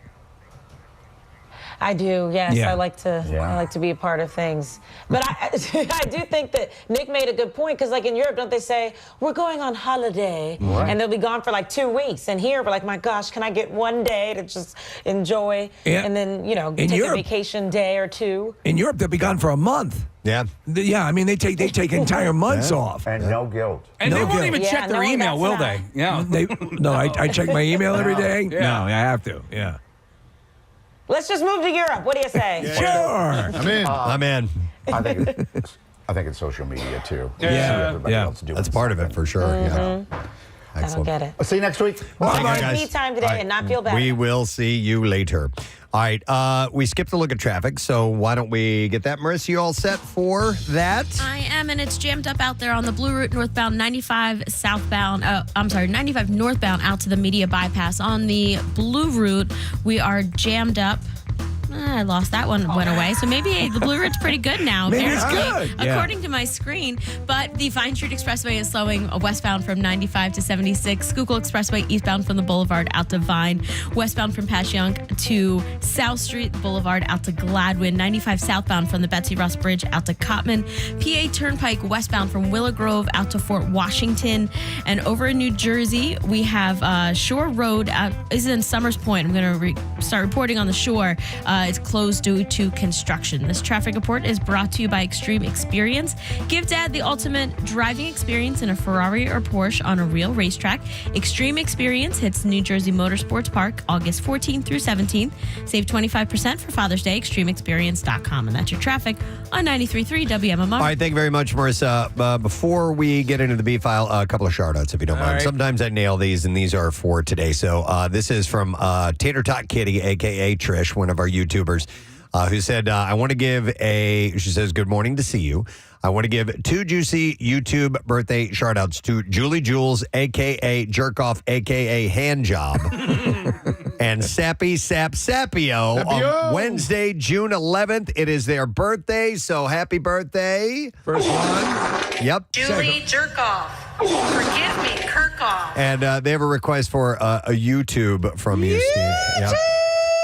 And there was also a request from, let me see, Common Sense and the whole YouTube family. So everybody's checking in with each other.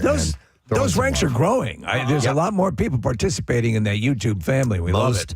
Definitely. And you never know, there might be some special things that pop up on our YouTube page from time to time on our channel. So here's another one that says, hey, I'd love to get a shout out from my daughter, Maramea. Marimea, I think is how you say this. They put it phonetically. Marimea, who is turning 13 on June 11th. Becoming a teenager. We always listen to your show on the way to school. She is an incredibly kind, smart, creative, and beautiful young lady. Warmly, that is from Amber. So here is a shout out to you. Happy birthday. Marimea. And then it says, hey, Preston and the morning crew and gang. My husband, Matt, and I are longtime listeners. He's been listening since Y100 Days. He listens every day. Either live or by podcast. His birthday is July 11th. I was hoping to get a big juicy shout out for him anytime the week of his birthday would be amazing. Thank you, MMR Rocks. And that is from Leanne Frost. So here's a shout. You're way early on that one. Happy birthday, brother. Did I? When was You this? said July 11th. Oh, my God. I put it down as June 11th. As June 11th. Oh, well. Hey, man, it's a lot to handle. They said whenever I could get to it. And you got to it. I got to it. So there you go. Yeah. And they can play the, and because you're so early with it, save it, play it back for That's them right. on July 11th. Very good. All right. Let's do the Bizarre Files. WMMR presents Preston and Steve's Bizarre File. Brought to you by Adam Home Services. You're covered with the next day repairs and tune-ups at AdamHomeservices.com. Well, a 21-year-old Saudi Arabian man called 911 yesterday. He was in Florida to complain that he paid $300 for a private room at a strip club and requested sex from a staff member but was denied those This sex is acts. outrageous. Yes. Investigators say that Sultan Al Nafoye I spent $300. called police around 1 a.m. Sunday with his tale of woe regarding his evening at the Oz Gentlemen's Club in Clearwater, Florida. He said to police that the club security took $300 from him. Al Nafoye said that he was still on the line when police made contact with the perturbed patron. He told Deputy Chase Fales that he had paid an employee at the location $300 for sex, however, did not receive said services, which prompted him to dial 911 to seek redress. The strip club personnel told police that the man had obtained a private room and requested sex from a staff member. When that request was rebuffed, he called 911.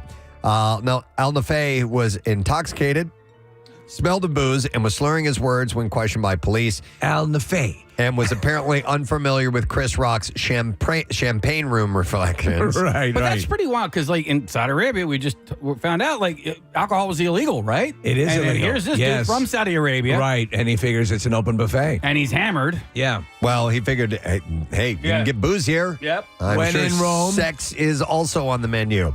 Arrested for misuse of the 911 system, a misdemeanor. He was booked into the county jail and was released from custody after his $500 cash bail was posted. By the way, he just turned 21 a week before he went to the magical land of Oz. There you go. So he was very much looking forward to it. Where's the Tin Man? A startling milestone has been reached in Florida's war against the invasive Burmese pythons eating their way across the Everglades. The Conservancy of Southwest Florida reports that it has captured and humanely killed 20 tons of the snakes since 2013. 20 tons of snakes. Including a record 6,300 pounds of pythons killed this past breeding season. Now, snake. Donnie, the snake. To put that in perspective, Eddie, the snake. 20 tons or 40,000 pounds. Jeff, spelled with a G. Snake. Is a mound of snakes the size of a fire truck or fully loaded city bus. So they were all on a fire truck? What's startling is those 1,400 snakes didn't come from statewide culling. They came from a 200 square mile area in southwestern Florida. So do they have any guesstimate as to how much of a dent they put in the population? It's estimated tens of thousands of pythons are roaming the region. Wildlife biologist Ian Bartosik said pythons have indeterminate growth, and the more they eat, the larger they become. On this project, they have captured the largest female by weight at just under 18 feet, but weighing in a massive 215 pounds, and the largest male at 16 feet and 140 pounds. Do you remember that shot that somebody took? It was in one of it was in the Everglades, and it was of one of these suckers just cruising along. Enormous. Their size is a reflection of the availability prey base. The available prey base, and he said we probably grow them larger in Southwest Florida because we still have deer and medium-sized mammals for them to prey upon. Yeah. In portions of the eastern Everglades, it is likely the reverse. Not that you guys just would know this, but like when you're talking about pythons or boa constrictors, how big does one need to get in order for it to be considered like deadly for an adult male human? Not too. You'd be surprised how, I mean, a moderate-sized snake, if it gets you in the right... If it gets you in the right position, can take you out. Yep. Police initiated a traffic stop this is a follow-up, in early May after learning the driver, Victoria Page Vidal, had an outstanding warrant. While Placing her on arrest, the officers were told there was a raccoon in the car. You guys remember this? Yes. At first, they thought it was a bit of a joke, but the officer, Austin Branham, saw the raccoon, lifted its head over the driver's side window, and he noticed the animal had something unusual in its paws. He said the raccoon, Chewy, popped its head up, and that's when I noticed it was holding a glass methamphetamine pipe. He took the pipe away and immediately noticed the raccoon had a second one in his hands. The story garnered international attention with the image of a raccoon holding a meth pipe. And now a news station was able to catch up with Paige Fidel days after the arrest, living out in a car outside of a condemned house in Akron. She admitted that she did not have a permit to keep the animal as a pet and vowed to never surrender Chewy to official wildlife officials. 1 month later, they caught up with her again. She's now living in a tent with several dogs and Chewy.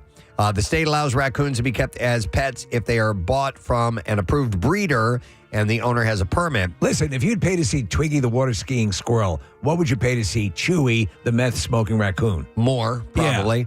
And on Monday, Paige Fidel said that she bought Chewy online, but that she could not find her bill of sale. Where did I put that raccoon who smokes meth receipt? She continues to vow that she will not surrender the animal, fearing Chewy will be euthanized. But the Ohio Department of Natural Resources Division of Wildlife has yet to say what may become of Chewy if they get a hold of him. Does the actual pet supply online company Chewy provide meth? I don't know if they do or not. I'm not sure. All right, one last story. A man armed with a large double-edged spear was shot dead by Howard County, Maryland police after it said that he stabbed a family member with it. Police were called Monday by a man who said that he had just been stabbed several times by his brother. 2 minutes later, the stabbing suspect called 911 and told the call taker that he had stabbed his brother and was still armed. So when police arrived at the intersection where this guy was, he was armed with a large double-edged spear. They said the man moved towards officers who ordered him to drop the weapon. Oh, boy. And as the incident evolved, officers were forced to shoot the armed man who died on the scene.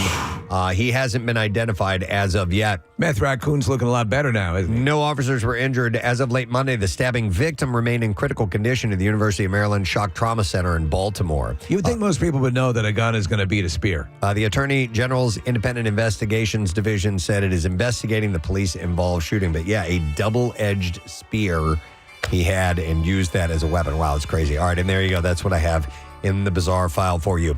Our friends from Iron Hill are here. We're eating wonderful food. We're going to do some more giveaways with them in a little bit. But right now, I want to do a different one. Hershey Park 4-pack tickets. Yep, call now. We'll take caller number 18, and I'll give you a 4-pack of tickets and free parking for the Hershey Park live broadcast Thursday, June 26th. You get early admission to watch the show and access some of the rides and attractions before the general public. Now, you can click contest.wmmr.com, and we have another chance for you to win over there. It is all from Hershey Park this summer. Go all in on Epic Thrills. Their 15 coasters make up the largest collection in the Northeast. Plus, you can get ready for the all-new Twizzlers Twisted Gravity, the world's tallest screaming swing. Call number 18. You'll get to join us. Give us a buzz right now, 610-660-9333. We'll see if you win. We're going to take a break, and we'll be right back.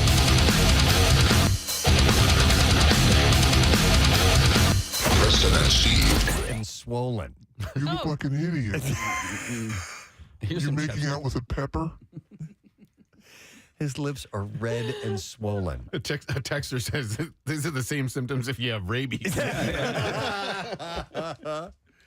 And then finally, his nostrils flare. To me, that's an aggressive. So you look like a charging bull. Yeah. So let's sum this up. His pupils are dilated. He's breathing quickly. His lips are red and swollen, and his nostrils flare. He's using bath salt. I'm scared. He's ready to rip your face off.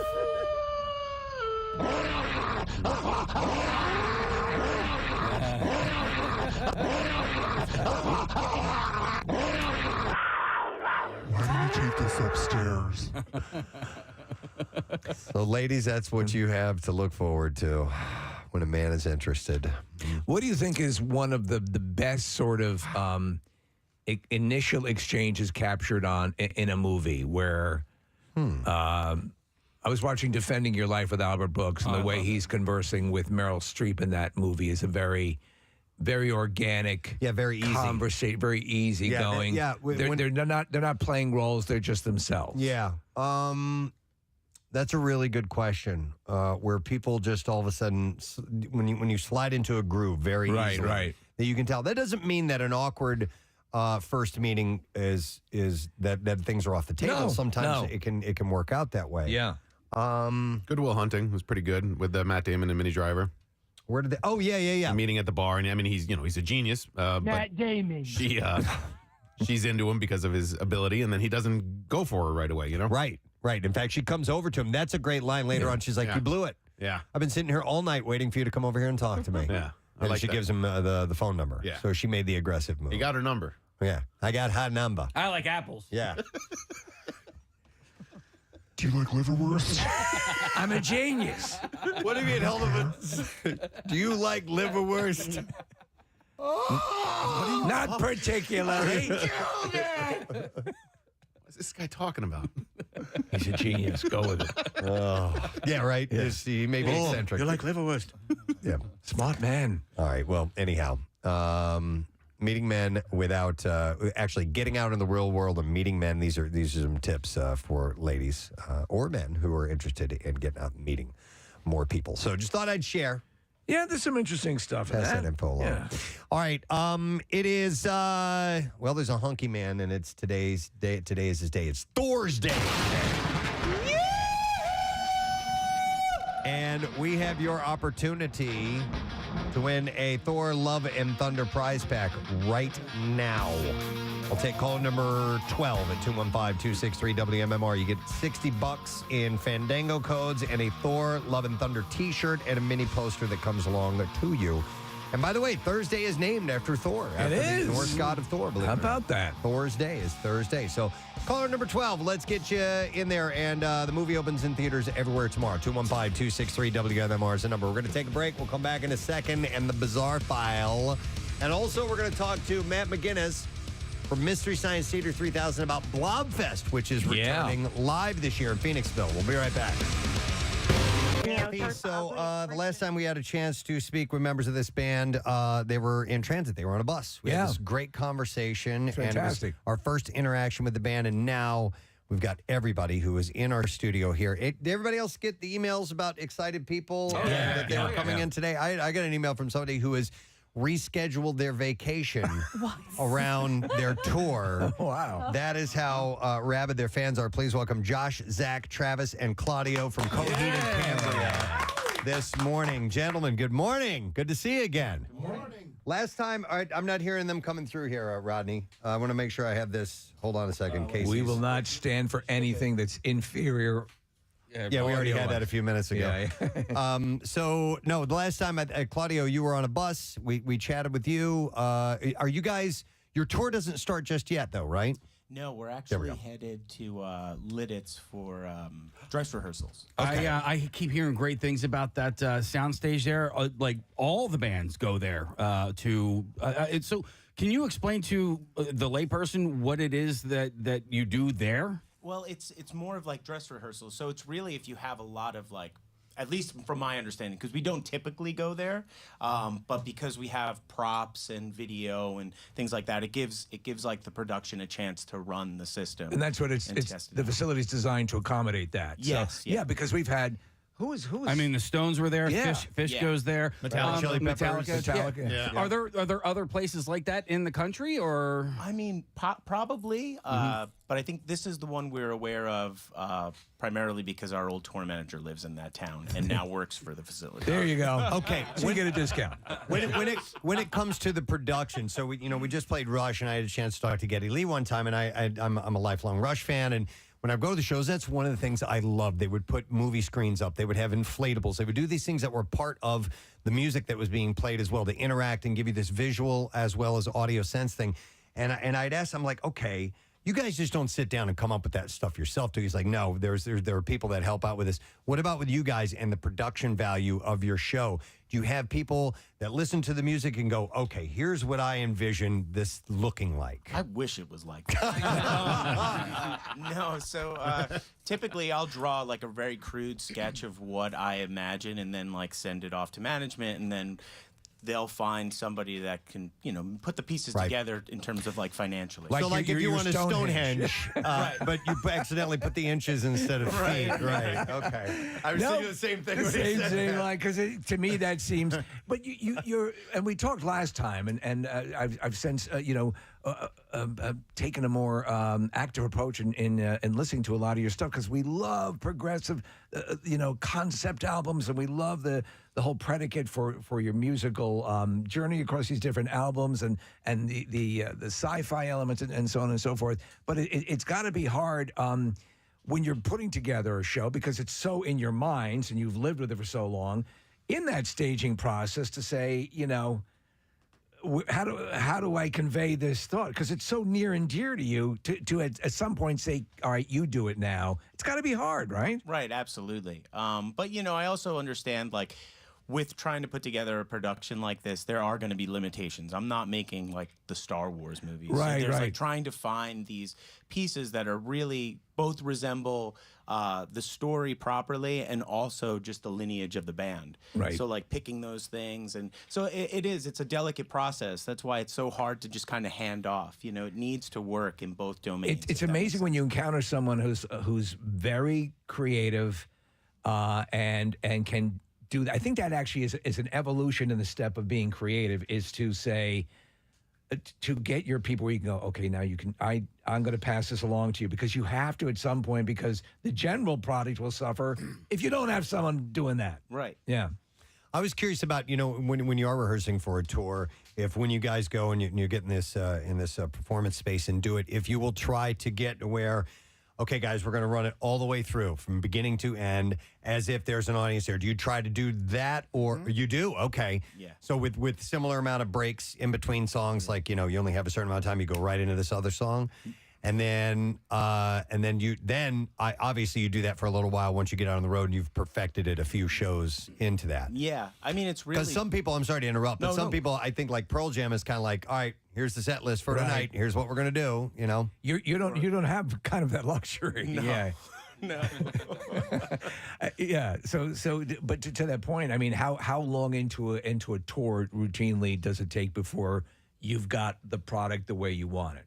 Oh, that's a good question. And I just reduced what you do to a product. right.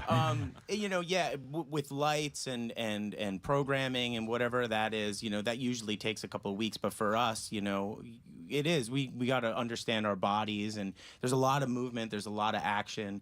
We don't just sort of rely on the visuals. Right. Coheed has been a very energetic band. The 20 years we've been one. So it's we need to take that into consideration. We don't, are just our health, Right. So that's why we run it front to back, is to make sure that we can breathe. Claudio, as an artist, I'm curious as to how do you know when something is finished? Be it a song or a stage production or whatever. Like, because so much artistic vision goes into it, and I think artists sometimes don't know, am I done with this? Did I do it the way that I wanted to do it? So how do you know, all right, I'm done now, and now I can move on to the next one? It's tough because you're never really done, right? Like I want to say it's safe to say with this last record, I feel pretty complete just because the music has been around for so long. But typically the music is alive for a moment. You record it, you put it out, and you can't help but like sit and sort of nitpick it and think about the things that you could have done better. That happens. So. But usually for me, when I know a song is done, is when I'm pretending I'm Josh. Yeah. And I'm like slamming air drums, and I'm like getting super You're emotional. hearing it as an audience member, basically. Right. Oh, okay.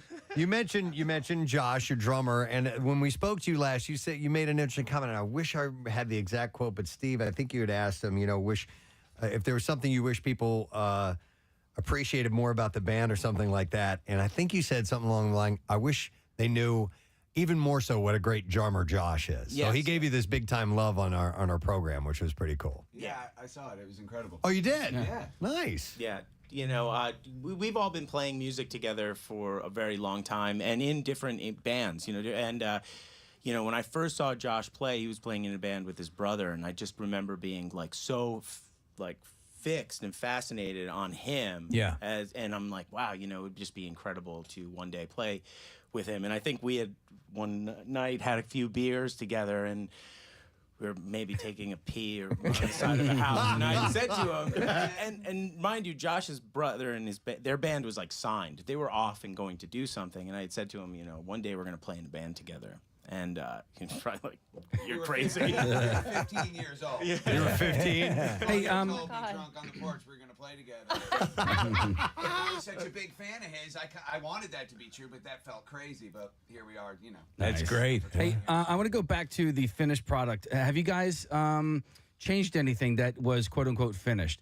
Whether it be a lyric or chord progression, or have you, because you've been playing something or singing something for so long, and you go, you know what, man, this would have sounded, and you know what, you're the creator. You can do whatever the hell you want to it. Right. Do you know what I mean? Like, have you ever done anything that was kind of already in the books for years? Yeah, we have. We've added little things like injecting like a cover of The Trooper inside a Coheed song, things That's like cool. that. That's cool to be able to do that. That's cool. Yeah, and you also, because you when you make a record and you record the record, you only have this it feels like at least like this finite portion of time, and as you play it and perform it, you start to realize there are some things that you can do a little better, and you start to modify, and it happens. And Traffic on 93.3 WMMR. Thank you, Marissa. And thank you to Chef Brendan, who brought in all this great food from Iron Hill Brewery. We will do some more giveaways in a little while, but we're just diving into their legendary hummus. Yeah, oh my God. So good. Forever. Yeah. And the tomato and pesto burrata, and they brought in the Bavarian pretzel sticks are really, really good. Do you have any of the poke? I did not have any of the poke. It's delicious. I'm not a morning seafood person. Yeah, I am. And I love poke bowls. We make them at home all the time, but good stuff. Yeah, crispy wontons to go with it as well. And Chef Brendan was just telling me about the ingredients, and it's fresh and delicious. And yeah, I love poke. IronHillBrewery.com. Like I said, we'll do some more giveaways in a little while. We'll also have more of the Hershey Park passes to give to you. But right now, it's time for Totally Presbo. Whoa. Hi, Presbo. Yeah. Totally Presbo. It is. And I have a few things that I saw that I thought were worth passing along. And this morning, I noticed a story about Walmart. I turned into the noticer there for a second. You did? Oh, my God. You don't have to do it. It's okay. That's okay. There you go. Totally Presbo, sir. All right. Walmart is going full Jetsons. They are expanding their drone delivery service to 100 more locations. So where they've done it up until now must be working out pretty decently. It has to. Yeah. I have yet to see, are they doing it in this area? No. I have yet to see any sort of drone delivery of any kind. Yeah, me either. I mean, every now and then, if I do happen to encounter a drone, it's like, you hear that noise and you're like, what is that? Yeah, what is that? There it is. Yeah. I will say, Press, you've been to golf outings where they'll do a ball drop from a helicopter. Mm-hmm. The last one that I was at did a drone ball drop. Oh. So it can carry some weight to it. And it's a bigger drone. No, they're very sizable. And I mean, you look at the ones that were flying in Jersey for a while. You're talking ones that are the size of small automobiles. Yeah. So they have a fairly decent payload. Yep. With all this talk and apparently Amazon and Walmart adopting this stuff, I haven't seen it. Yeah. No. Case, how many golf balls they drop? Any idea? Like just the ballpark number? I would say, like 100. Oh my God! Yeah, that's a large bucket of golf balls from the driving range, man. So major cities like Atlanta, Charlotte, Houston, Orlando, and Tampa are getting those. Those are all down south. Yeah, interesting. Orlando. Yes. I wonder. And these are things that we hope that they've considered. There's so much delivery going on. Your son, delivers for Amazon, Preston. Yep. So the amount of stuff they're delivering on a daily basis. In my neighborhood, I see Amazon trucks constantly. Let's say a percentage of that ends up being drone deliveries. Mm-hmm. What's it going to sound like? Yeah, exactly. Yeah. So in the movie Ready Player One, right? They use drones like crazy. They're just flying all over the place, delivering things, dropping off pizzas and stuff like that. You can order. That's a good question. How active and how busy will the skies be with these things flying in if this takes off and they realize that if businesses realize that they can save some money by doing it, then you guarantee that they will do it. So Steve, there could be a lot. Who knows? And then you're going to have, who knows, there's going to be collisions and there's going to be missed deliveries and all kinds of things. So but I guess they'll work on it. In partnership with Wing, this futuristic service promises groceries. Tell me one, Wingy. At your door in as little as 30 minutes. So think That's ice cream, insane. Yeah. eggs, or that ingredient you forgot for tonight's dinner. Who doesn't want eggs dropped from a drone? Members get the service for free, while non-members pay $19.99, and you can even choose delivery straight to your fridge. Kids, we just ordered a pet. With drones zipping around at 65 miles an hour, Walmart is officially making, sky-high shopping the new normal. Wait, how does it get right to your fridge? I would imagine, It Nick, blows the door off with a small munition. I would imagine you're going to have a special setup for that, like a ramp from the door into your fridge? No. Like a different refrigerator outside of your house. That makes sense. Yeah, that's my guess. I'd like to have a ramp from maybe from the chimney where they could drop it down and then slide right into the fridge. Santa would love that. Yeah. Yeah. So, they're expanding to 100 more locations. That's a lot. So, technically speaking, and Nick, I may have to call upon your research abilities for this, retail-wise, is Walmart a tick ahead of Amazon? They kind of jockey back and forth. I think globally Walmart still is, Steve, but Okay. I'll look, yeah. Ahead of Amazon? Yes. That's Marissa- wild. Marissa seems to have some knowledge on point. this. Yeah, Marissa. No, I actually saw something so cool. I saw a reel or a TikTok video the other day that Walmart is starting to open podcast studios. Oh. Like, if you walk into Walmart, We need and more there's podcasts. Well, I don't. If you guys shop at Walmart, they do have this Walmart radio station, which I think is kind of cool. That it's not just playing the normal music. There's actual DJs talking to you and things like that. And I, me as a radio geek, I appreciate it that they are keeping the sanctity of radio. Stop and think about this, though, Marissa. You get that woman in the leopard stretch pants, topless, walking around Walmart. What if she had a half-hour podcast? Yeah. Or what if somebody just opens the door and invites people in, Right. people of Walmart? I don't know. I thought it was pretty cool, and I thought it was pretty innovative for a company like that. So they have physical studios at some Walmart locations, and I guess you can rent them out and you can come in and do your... Exactly, just in that space where there's a Subway or whatever the glasses area is. I saw Claire's once. Okay. What, Claire's? Yeah, the place where you can get your ears pierced and you can get little barrettes. Oh, wow. Okay. I get all right. It's becoming. It's becoming a mini mall. Yeah, I guess so. Pretty much. The podcast studio at Walmart? In a Walmart? No. Hey, pick me up a quick podcast. Jesus Christ. Okay. I'm sorry. So Preston supports it. No, I'm in a mood today. I just, Yeah, why? What's going on? How was the golf course yesterday? Oh, it was terrible. Okay, that's all. So therefore, I'm in that mood. Now, there's another thing that happened, but I'm not going to get into it. I am going to get into another story, though. I have something else to share. Hang on, was it me? Was it? I'm ready to go. Is it me? Did I do something? No. What do you? Someone is paranoid. Always, dude.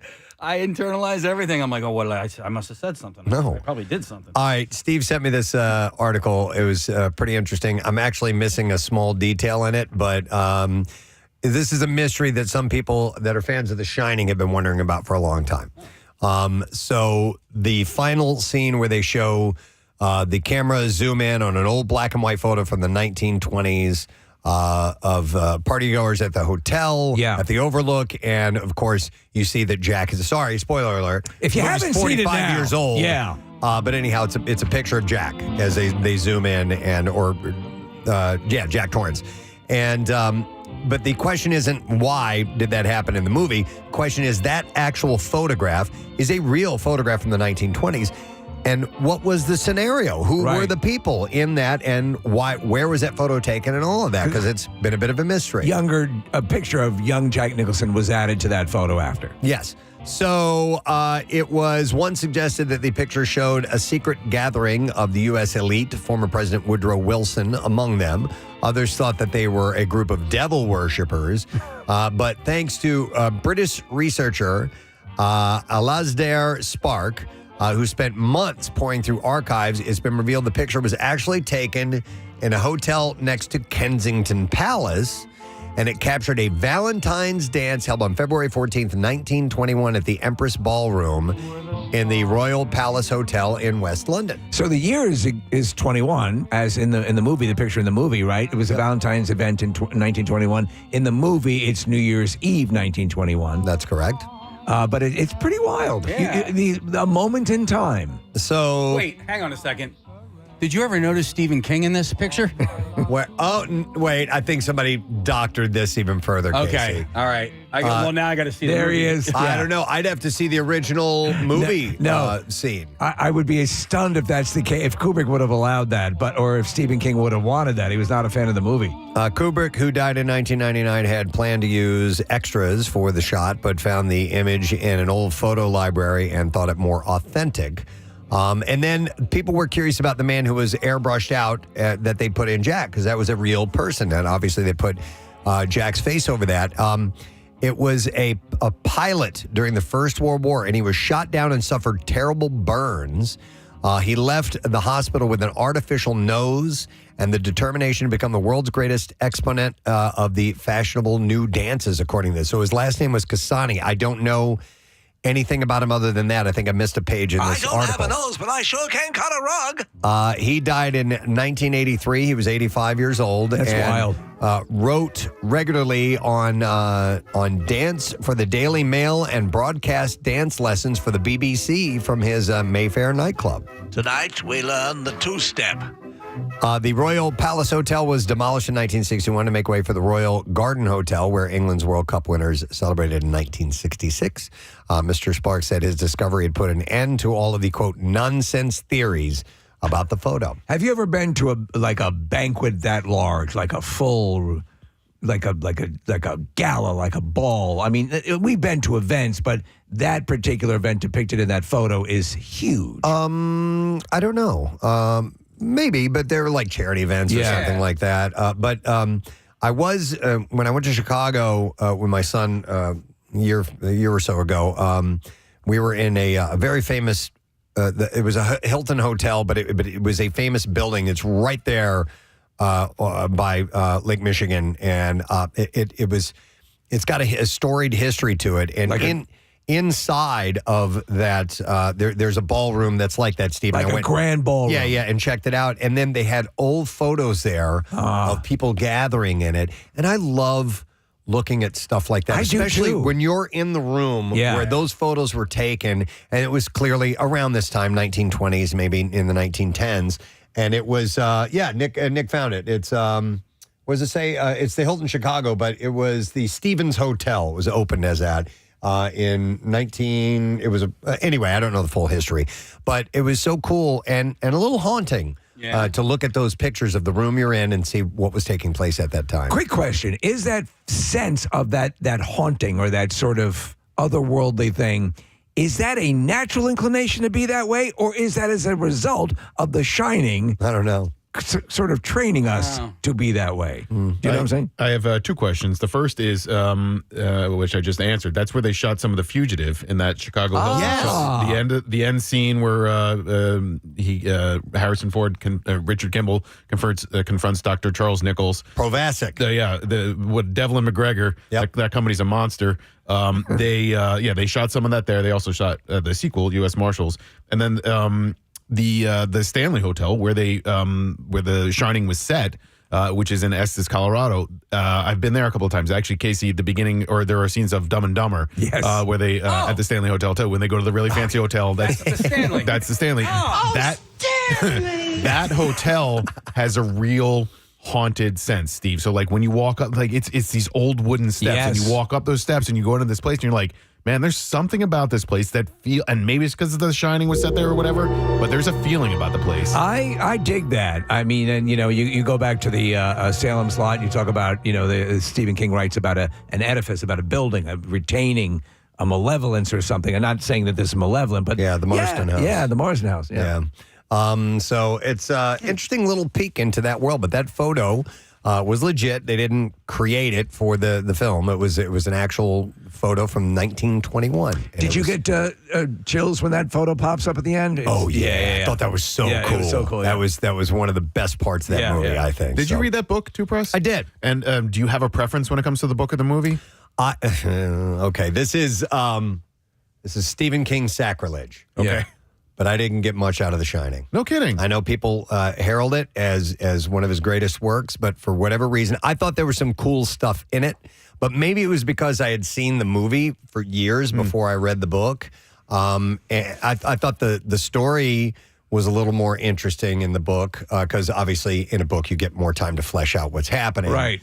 And there were some things I didn't know that had taken place, like that real quick moment in The Shining where they just show a man in a room with a person that's dressed like a dog. Yeah. Oh, that's a story out of the book. And so there's a reference to, this mobster who would treat people like crap, and he made this guy dress up like a dog and beg and do all this weird stuff. And, all these stories that happen so in there's the hotel. actually from it, I never read it. The movie to me is brilliant, and Stephen, obviously you're a cinephile, and like that seems to me an example of like, I know they're very different, but perhaps the movie's actually better than the book. So the movie of The Dead Zone, Stephen King, who wrote The Dead Zone, thinks the movie is better than the book. Oh, wow. Because of the Cronenberg way that he framed putting the protagonist, the Christopher Walken character, in his vision, he was in the vision. He was seeing, around, and that was a conceit that was not in the book from my understanding.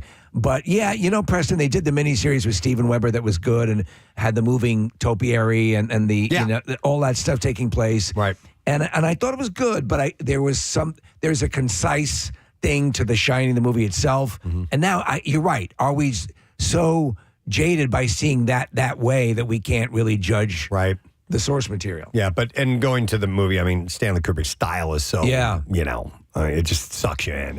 He can make things very creepy, very There was also a sub-story about a meth-smoking raccoon. No way. Yeah. Well, yeah, but spoiler alert, I'm not going to spoil it for you. You gotta read it yourself. All right, that raccoon smoking meth. Let's dive into something else. Hi, Presbo. Totally Presbo. You guys ever heard of a thing called office chair butt? No. I'm sure I've had it. No, because you stand all day long, Steve. Okay. So it turns out being on your butt for hours at a time during the workday can actually flatten your once round ass. So that's what's happened to me? That's what's happened. Okay. Office butt chair. That's why you're- office chair butt. Honestly, How many modeling gigs have you lost because you're flat ass? all of them lately. No, listen, I used to have a kind of a bubbly butt. Yeah. And I noticed in the mirror Sometimes it bubbles up. that I'm starting to get old man saggy butt. Really? Yeah. So it's a legitimate thing caused by chronic sitting. Lack of conditioning in your gluteus maximus and surrounding tissue leads to weakness, making it build up fat tissue and appear flatter or saggier. Have you ever noticed sometimes people have like essentially 4 butt cheeks? They have like the 2 big butt cheeks, and then like down where the legs and ass meet, there's like At the top of the thigh? There's another little butt cheek there. I've seen that. Okay. Yeah. Do you consider that extra butt cheek or extra thigh? I would go more extra butt cheek because it kind of gets there's a split in it. I don't know. That's a Could good we call it the butt? We could call it the butt. Yeah. The chair itself is not to blame, according to Michael Malika, with the Cleveland Clinic, a occupational therapist. The problem comes from not moving more throughout the workday. So without breaks for movement, all the sitting can cause the booty to get flabby, flat, and saggy. Fortunately, getting up, walking around, doing exercise breaks every half hour or so while you're on the job apparently can help you avoid the office chair butt. I wonder if the notion of a chair that sort of is like a toilet, not an actual, you know what I'm saying? If your ass was allowed some room, like almost like an assless chair. Well, they have pads like that, right? So essentially, it's a donut. So if you've ever had like ass surgery or something like that.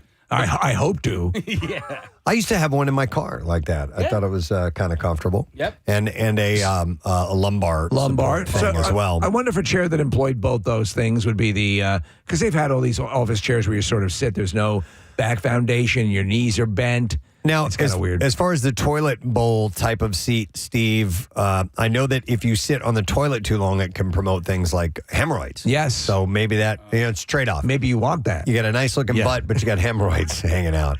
What a hemorrhoid-ridden ass you have. So here are some things that you can do. Stand during a phone call. Invite coworkers to do walking meetings. Could you imagine if we did our meetings just walking around We should the do that. hallway? We should do a West Wing meeting. Yes. Totally. Yeah. Walk with me. Let's see if Chuck's into that. We are already so damn distracted anyway. We would accomplish even less. Chuck would turn around and some of us would be in the stairwell. The other, Hey, keep me from falling asleep during the meeting, man. So it says take the stairs instead of the elevator. Go to a restroom that's a little farther away. I do those things. Switch to a standing desk. That's what Steve does. Try a walking pad under your desk. So yes. So it's basically a very relaxed treadmill. Yep. Okay.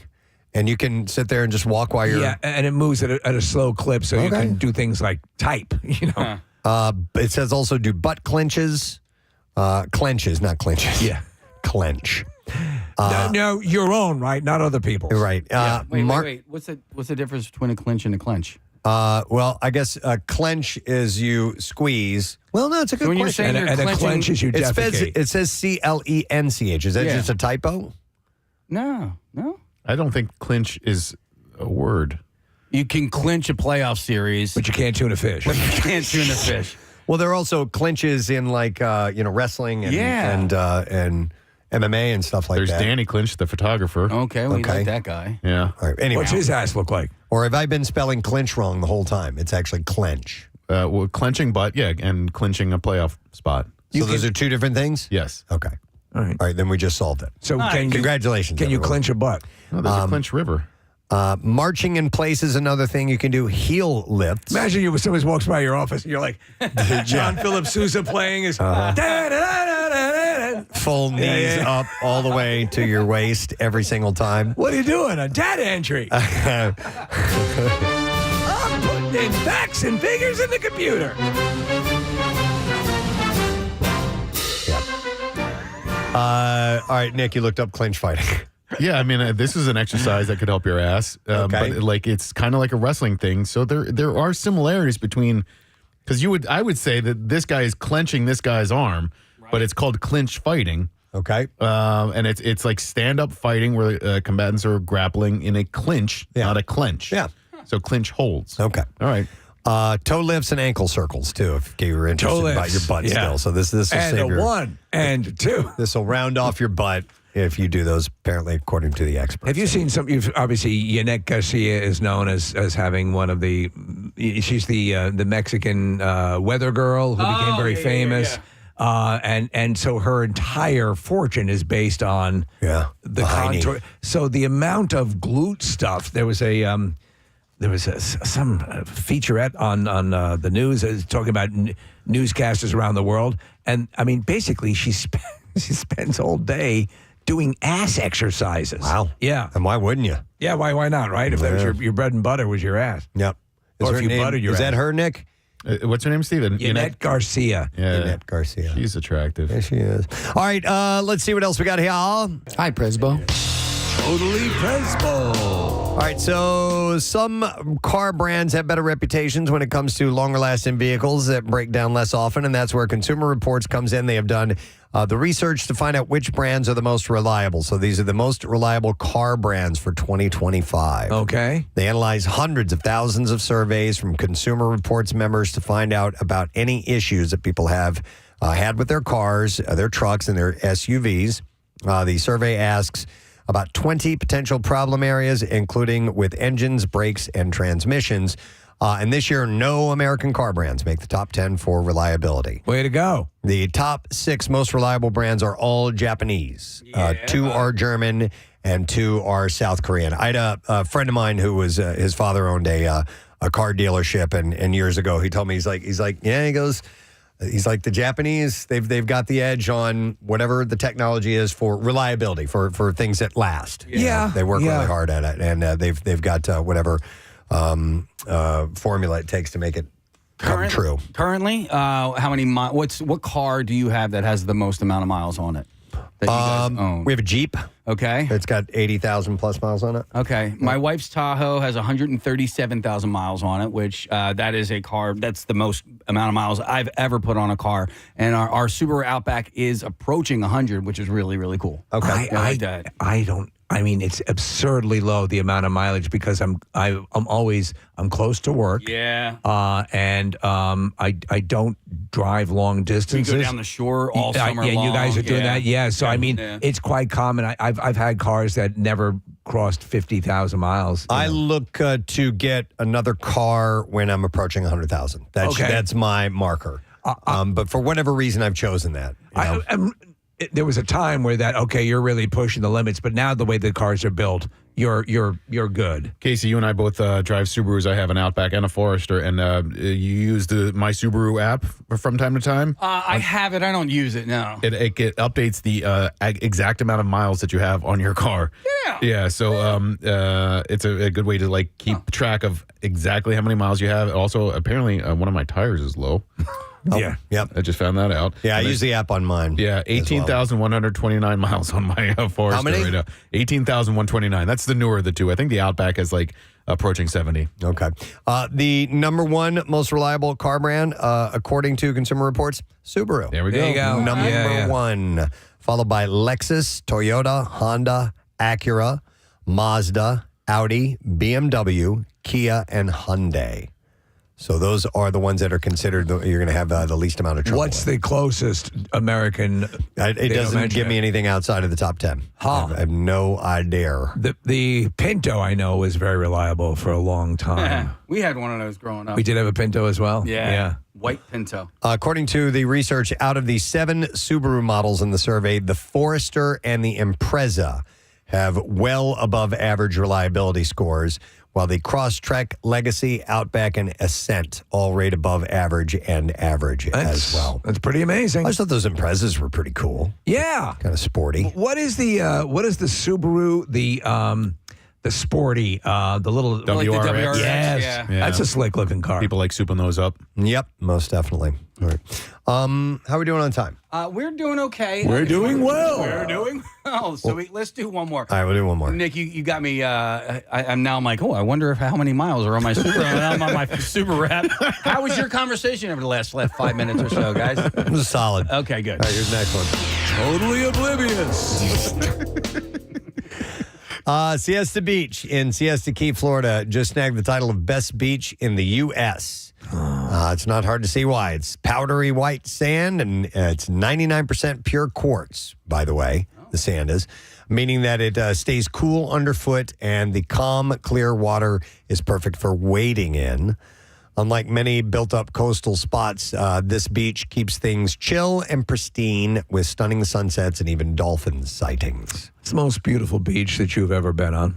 Wow. Hawaii. Yeah. We were, there were 2 of them. There was one on the western shore of Oahu, and then there was one on Kauai, and they were both, just pristine, stunningly beautiful at sunset. Yeah. The one on Kauai also had cliffs and, everything you're looking for.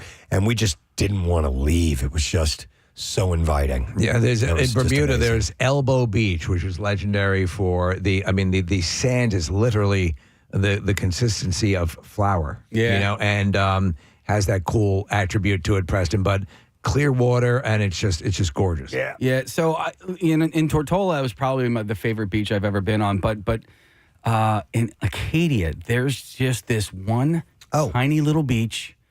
It's small, but it's cliffside. You know what I'm talking about. Casey, it's the only actual shell sand beach, I think. In Maine, right? In Maine. Yeah. And it's just out of nowhere. The standard beach that you go to, the beach that that sand is made from shells. Yeah, those are all things, and for some reason in Maine they don't have those except in this one spot in Acadia National Park, which I know exactly what you're talking about. Yeah. It's gorgeous. It's really nice, flowery sand. Yeah. With cliffs on the side, and the water is crystal clear. Did you try swimming in it? And the water is 50 degrees. Yes. Yeah. Yeah, we did too. I was there with Ben, and we tried to go swimming in it, Casey, and it was gorgeous. Everything you're describing is accurate and impossible to go swimming. Yep. It's like a lot of what people encounter when they go out to like Malibu or they go out and they don't realize that water is effing cold. Oh, yeah. Yeah, the first time I went to California to visit my sister, I could not wait to get out in the ocean, body surf, and do all the awesome stuff that you see these people doing. It was freezing cold. I mean, I came out with purple lips. I did it anyway. And my kids were the same way. Nick, when we stayed at your aunt's place in Manhattan Beach. Yeah. I'm like, we go to the beach. I'm like, we're probably just going to sit out here and enjoy the way it looks. I'm like, guys, the water's cold. Yeah. They went straight in it. It has to be dead of summer in California to do any swimming in the ocean. It's because of the currents. The currents come from the north and not the south. And in New Jersey, the Gulf Stream brings the currents up from the Caribbean and southern Atlantic. Preston, when you went to St. John, I know you didn't wander out of the hotel that much. Did you go to Trunk Bay? No. Okay.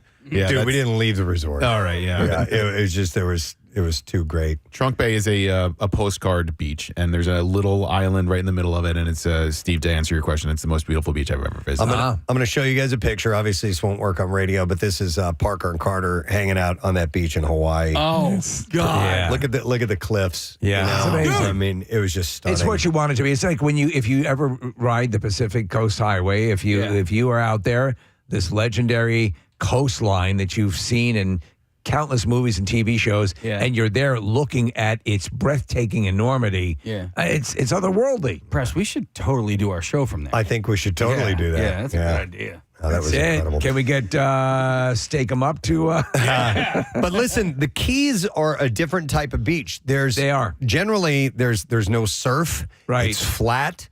There's all the mangroves and things like that, or are there spots where there is surf? No, but that key that you're talking about, it's Siesta Key, right? That's not in the Florida Keys. It's closer to Tampa. It's in the Gulf of Mexico. It's much further north. I know. Yeah. It's a different beach vibe because, and I don't know why they call it a key, because the keys of the Florida Keys are different type of geology that make up those islands. This is just a beach on the Gulf of Mexico side. That's right. I forgot about that. Okay, you've been taken for a ride. It's considered the best spot in the U.S., the best beach in the U.S., and this was according to I don't even know who this is according to. Did Eddie. I say it? To Ed. Okay. All right, Eddie. Way to go, Ed. Appreciate it, brother. You know what I think is the best beach? All right, we got to wrap it up, man. Bye, Presbo. All right. Totally Presbo. Here's what I would like to do as we're about to take a break. I would like to give away a Iron Hill Brewery gift card worth $50. We'll take caller number 7 at 610-660-9333. Iron Hill's Midweek Munchies may be the best deal in the industry. Every Wednesday from 6 to close, loyalty members get all shareables for half price. No limits, including new menu items like their sauced and tossed panko shrimp, ahi tuna poke, lemon artichoke hummus, yum, and classics like the Philly cheesesteak egg rolls and wings and more. It's great stuff. Caller number 7, we will set you up with that. When we come back, a very interesting guest joining us, someone by the name of Henlo Bullfrog from the King of Drag, and we'll talk to Henlo when we get back. Stay with us. Preston and Steve. Musicians, bands that have a body of work, if you can kind of fall in and out of love with certain songs that you've written through the years. Does that happen? Oh, yeah. Yeah. Like, I know what, if I may jump in here quickly, Preston, what song fell out of favor that is now back in favor? What has fallen? That's a tough one. Because you don't, just to revisit, like sometimes you need to rediscover why you wrote it and loved it in the first place, Right. There's one song we're performing on this tour that we haven't in a while, and I like the song, but it's just a difficult one, and it seems to be a fan favorite, and we haven't played it in a long time. But it's the one of the set list that I'm like I want to battle. I want right. to get it because it's really tough on my throat. And it's like right in the middle of the set, but it's called The Running Free. Okay, so is it like in the show you're like, all right, 3 more till the running. 3 more, 2 more. All right. Now I got to do it. Do you guys all feel the same about that song? Is it sort of a group, or do you all have your own specific? songs. No, I don't think that song. I mean, there's a song that we're playing from the new record, which is a big undertaking, and I think that every night when we get that done, for me in particular, I'll feel really good. Okay. Okay. All right. What about you, Zach? Anything? Or is it just all easy? No, it's definitely not all easy. No. Actually, yeah, there's some stuff, from the new record where singing backup vocals is really difficult. So that kind of stuff will stress me out because I can't really sing that good. So. And we know Josh is so good that there's no problem whatsoever. Well, your music has so many different textures. It has so many different places that it can go to, from tender ballad to in your face, that I would imagine the set list allows you time to take these breathers and flow. And you want the music to flow anyway when you're playing a show. Yeah. We also curate a lot of segues to allow us time to, Okay. Yeah. Keep vibe going and allow us time to just gather ourselves. Speaking of segues, I'll use this one to see if we can get some music. It's what I do, Josh. All right. See if you can get some music for us this morning. And what song you want to do here, Claudia? We're going to do the Liars Club. Excellent. All right, this is Coheed and Cambria on MMR. Liars, it's the fear that wakes us up. It's the truth that things are such a mess, far beyond repair.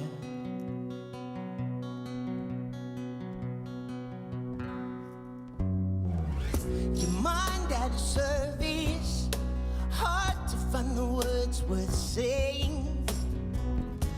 Do to deserve these. Everything seems broken when you look at it that way. It's a disease, and there ain't no cure. Oh, the truth is such a bore. Oh, do you want me to lie? 'Cause I can do it, baby. I can do it lie. Do you please ask me to? 'Cause life would feel much better when we just avoid the truth. Baby, are you okay to lie with me?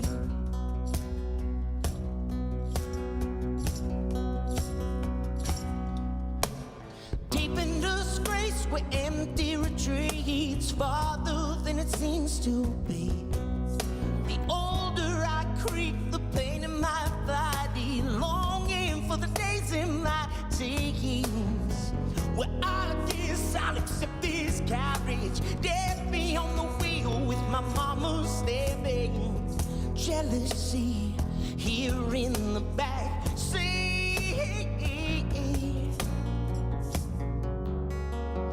Oh, do you want me to lie? 'Cause I can do it, baby. I can do it lie.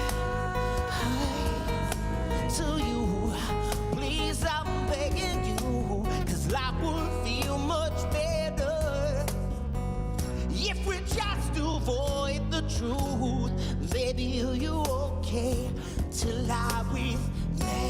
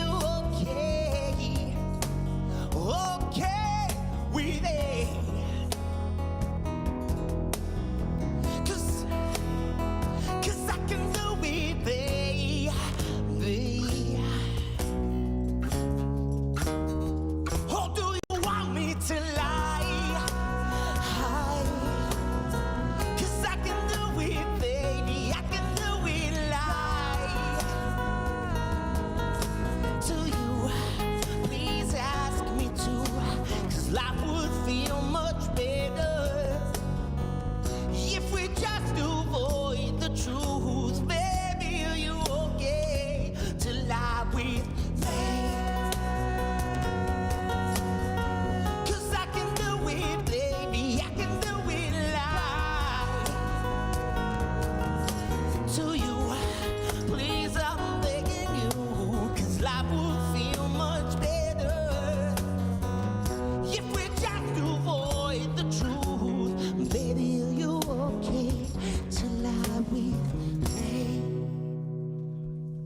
goodness. Yes. That's beautiful. That is stunning.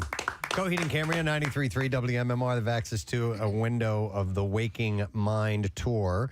We'll be at the Leah Core Center on July 27th. And they're rehearsing, and they were in the vague vicinity, so came by this morning. It was so glad to have you here. You know, Preston talked about getting emails and people being very excited, and that, you know, your fan base is so invested in what you do. And you mentioned Star Wars earlier. There was a point at which George Lucas became a pariah to his own fans. You know, how do you balance, because your fans have such ownership of your content, you know, they're so invested in it. Is that a fine line you have to walk? Yeah. I mean, I don't think about it too much, just because, you know, a lot of the story is so directly related to my experiences when I'm writing it. Right. It's hard. Like, you know, there are things conceptually that I'll inject that I'll know that, like, for example, this last record and its story component ends on this cliffhanger that I really knew, like, when I came up with the idea, this is going to please the audience. Yeah. Like, in such a fantastic way. And it has so far. Like, as people are starting to digest the record and read the story, I'm seeing a lot of comments about it and people trying not to spoil the end. But for the most part, I try not to think about it. But when I get a concept that I know is going to be a home run, it's like, oh, this is going to be great. That's excellent. That's a cool place to be at. Yeah. Speaking of concepts and genre stuff and so on, because we had a nice lengthy conversation with you last time. Did you watch Stranger Things? Oh, yeah. Oh, my God, right? Now, Nick has not finished it yet, so no spoilers. Two episodes to go. I'm watching this weekend. Get on it. I know. He's right. It's funny because, you know, you're talking about spoilers, and in this day and age, information just gets out. You might just be scanning through Twitter about anything, and then all of a sudden you get some spoiler about Coheed, or you get some spoiler about Stranger Things, just because it's been out for a week or however long the record's been out. And so, as a consumer of the product, you're like, but I want to take that in. I want to be surprised by it. You know, it makes it's a weird challenge to have to present to yourself, but it's a challenge nonetheless. You know. Yeah. Especially now when there's just so many avenues to get things spoiled. I mean, it's tough. Like, you know, if you're on social media, it's going to happen. But you might be your realm, the story you've been telling with these many albums over the course of, you know, this epic story. I think it's unless you actually sit down and listen, it's harder to get spoiled. You know what I'm saying? I mean, so you might be. In all the realms, you might be the most immune to spoilers, correct? Right. But it's funny because the other day my wife, because my wife and I, we partnered together on writing the story, and she got a social post that was a picture of the end of the story with the illustration and, you know, the big spoiler. Right. And she's like, I can't repost this, so she just like X's out all of the stuff. Oh my God. So it happens, but yeah, I think we're definitely in a safer zone. Is there any talk of this coming to the screen? You know, we started to talk with our agent at William Morris about trying to make it happen. Meet with the Duffer Brothers. It's funny you say that. Like, Yeah. I just saw that they put out. They have like now like a subsidiary of Netflix that they're putting out, and I sent it to management like, we should send this to the Duffer Brothers. Yeah. Like, why not? You know. Do you see it as an animated story or live action? I see it as all of them. I could see it as an animation. I could see it as a live action film or show. What do you think your fans would like to see it as? That's a good question. I think probably a show, just because it's more in line with the format of a comic. Yeah. You know, seeing as like, you know, comic book is like 12 issues, primarily like in like an arc, so 12 episodes in an episodic. I could see that. I could see it like that, but you know, these Vaxxas stories really, to me, play out more like a film. Who rocks your world in as far as who were your seminal influences as far as science fiction? And you know, I assume you're all in the genre as far as a love of this material. You in particular, Cliff. I mean, yeah, just growing up, Star Wars. I mean, I was born in '78, so that was just in your wheelhouse. Yeah. And then, you know, I was so into that I was looking for sitting up waiting for HBO to maybe get the license and play it. Yeah. And find things like Kroll, or I think we may Kroll. have- We talked about Kroll. Yeah. Kroll was a favorite of mine. Like, Dune really. sits right in Dune, your wheelhouse, right? absolutely. I forget if we asked you last time, but have you seen? Do you saw Yeah. the most recent? I love I mean, that's right in your pocket there. Absolutely. Yeah. Yeah. Big sci-fi world building. It's become my thing. I think about it now. I'm like, wow, I've been doing it 20 years. It's actually over 20 years because the concept was born in '98, and I'm just like, wow, it's so bizarre when I see all of the characters and we do the comic conventions and even the crews, like when people fans cosplay as like characters in the story that they seem to resonate with. It's like, wow, that's pretty powerful. Like, I've always wanted to have that. I've always wanted to do that. How many times have you seen a cosplayer come up and you think to yourself, wow, I envision that character more in shape? Yeah.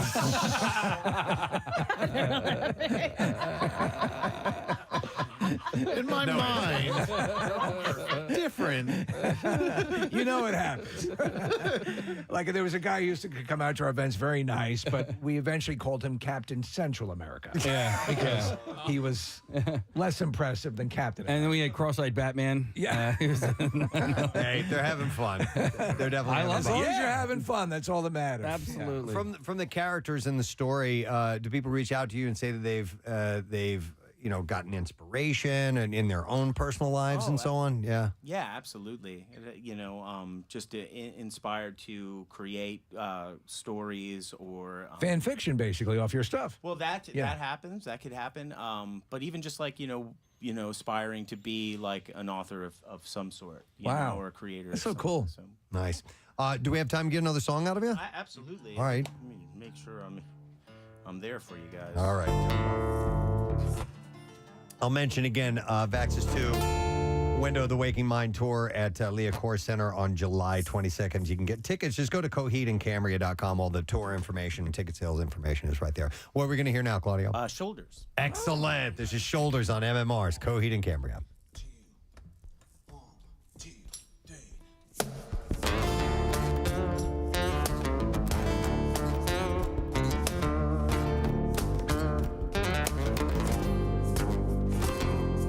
Listen now that I've got your attention. Got to let you know. I hate to see you go now that you're gone. We can enjoy the show. Find laughing at you, that's no one saying, hey, hey. My wicked eyes don't see that I'm the one in the world on my shoulders. You going out of your way just to keep me down. Maybe we weren't made for each other, and I'm just the one can't keep around.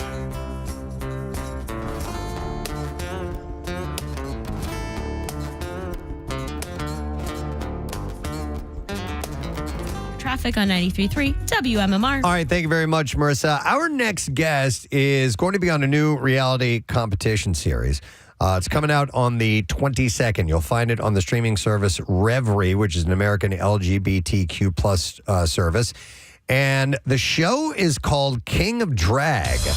And like Casey, not familiar with the term drag king. So we're going to find out about this local resident who is going to be on this competition. Please welcome to our studio, Henlo Bullfrog. What's up, Henlo? What's up, Preston, Steve, Nick? And Casey. And Casey. Oh my God, and Casey, I'm so sorry. You're good, you're good. Let me get you in my line of sight. We have some broken lines of sight, so yeah. So Henlo, tell us about drag kings for those who aren't familiar with that term and that lifestyle. Absolutely. So drag queens tend to be a little more mainstream culture these days. I mean, we can think back to Bugs Bunny on Looney Tunes, right? Dressing up. And it's incredible because we have these queer cultural art forms that now have become so major that they're becoming, in some ways, the voice of the mainstream. The thing that really interests me about drag kings, where often it is a more masculine take Not always, though. There's also drag things, drag clowns, drag aliens, drag monsters. You can really be anything that you want. I mean, arguably, dressing up for work is drag, you know? Yeah. Does it always reflect who you are? So for a drag king, I at least perform in more masculine forms. And I find it really interesting because now that drag queens are so often the voice of mainstream culture, who fills in to be the voice of the counterculture? I'd argue that it's the drag kings, it's the burlesque artists, it's cabaret. These are all classic forms of entertainment and art that go back a long time. I have to tell you, just to jump in here quickly, we were talking about this earlier, Henlo, is that you clearly embrace a lot of the macabre, and I dig that because there's a lot of horror imagery, but in a grand style that works its way into what you do. Is that something you were naturally? Do you have to work up to, or has that always been a fascination for you? A little of both. Yeah. I also am one of the FX artists that makes the monsters at Eastern State's Penitentiary's haunt, formerly Terror Behind the Walls, now Halloween Nights. I've worked at both. So I'm one of the people that's putting the prosthetics on, throwing the blood on. So horror is deep in my bones, in my blood, in my marrow. However, I think you bring something really interesting up because there's also something about gender in horror where it fascinates me because if you think about the horror monsters that are female, their gender matters. Annabelle, the nun, the alien from Aliens. The Ring. Right. So their femininity is an inherent part of their monstrousness. But if you think about male monsters, think about Godzilla. Does it matter that Godzilla is a man? Right. Although, canonically, the first Godzilla in the first movie, actually non-binary. Pennywise, does it matter that he's a man? In some ways, masculinity in horror monsters, you can kind of throw gender away. And so I find that really interesting because then I can just get into the monstrousness, and I'll tell you, there's nothing that feels better than being covered in blood. Yeah, well, let me ask you this, too. It occurs to me with the art, all this stuff that you have on you, all this time, and removing it, and we know a number of makeup artists and movie makeup artists. Does that wreak havoc with your skin? I mean, how do you not have that destroy your skin when you're constantly taking the stuff on and off? So I actually used to teach makeup at UArts before it closed, RIP. And I would always harass my students about there are a couple things that you can always do to take care of your skin and make sure, because when your skin is the canvas, you want to make sure you always have a good canvas, no matter how many layers you're putting on. So for instance, moisturizing and hydrating, literally makeup artists can tell if you are dehydrated based on how your skin takes the makeup. Okay. It actually uses more product. It uses more product when you're dehydrated. So because it's sucking it in. Yes, exactly. So literally drinking more water every day can help your makeup, as well as there's certain oil-based removers that don't harm the skin when you're removing your makeup as much. These are things that we use even at the haunt as well. Actors who've been in prosthetics, full-face prosthetics for 12 hours, and we're giving them, instead of alcohol-based removers, oil-based removers, which break down all of the different products on the skin a lot more gently. And then you have to moisturize afterwards. So I also teach the Be a King, Drag King class series alongside one of my best friends, Cyrus K. Stratton. And we are always yelling at our students, like, take care of your skin. If you want to make a good painting, take care of the canvas first. I'm yelling at them. Cyrus isn't yelling at them. I'm the one. You're the bad cop, the tough cop. We like to say good king, bad king, Right. and I'm the bad king. So, well, that's cool. I mean, and we're going to talk about some other stuff. I want to find out about the competition itself, because apparently you have some heavy hitter guest judges, including Lisa Rinna. Yes. And Paul Feig, the director, is that how it's pronounced, who did Bridesmaids? Yeah. And Spy, and and worked on a number of classic TV shows with Judd Apatow. So, what is it all shot? Is it all in the can? What's the story with it right now? Yes, it's all in the can. Of course, I can't tell you how I did. Who wins? Well, like a lot of reality competitions, there were multiple endings. So even we don't know. We're all going to find out together. Really? Yeah. So they manipulated like false endings to keep even you guessing? I wouldn't call it manipulated, but there's a certain... Okay, so if you've seen my work, you know that I've also done costuming for a lot of these other reality competitions. Yes, a ton of them. And we take our NDAs very seriously. So there's like ways to prevent leaks. That this is industry standard. Everybody kind of knows that some of the ways to prevent leaks, aside from NDAs that threaten you with six-figure fines, is things like shooting multiple endings. How often, to that point, again, and a bunch of interesting stuff here. how often are they enforced? Are you familiar with anyone who's violated an NDA, because this is the industry that you work in, and ever seen them get the repercussions of this? Is it a common thing, or is just a threat alone enough to keep everything in check? I'd say 6 of one, half dozen of the other. Okay. Where the threats are definitely part of the fear. Yeah. But it's also our careers, and like you don't want to even be like touched by that brush. However, there was recent news of one of these competitions where somebody got too loud about breaking their NDA, telling everyone they were on. Their city got too loud talking about it, and they actually were taken off the competition before it could film. Wow. So, yeah. as a maker, as someone, I mean, when I work on other people's reality competition packages, you're not even guaranteed that your work is going to make it onto the runway or the screen. It depends on how well they do. They may not even tell you when they get back. I'm having a lot of fun with my own team being like, you'll find out. Yeah, yeah. But, so not only there's that chance aspect of whether it even makes onto the stage or the screen, but then knowing that, like, even if the rumors get too loud, depending on how serious production is about enforcing it, it really could happen, because we had it happen somewhat recently. I mean, you're talking about a 6-figure lawsuit. I mean, that's sure. If you're an up-and-comer, that's going to kill that's going to kill you. Yeah.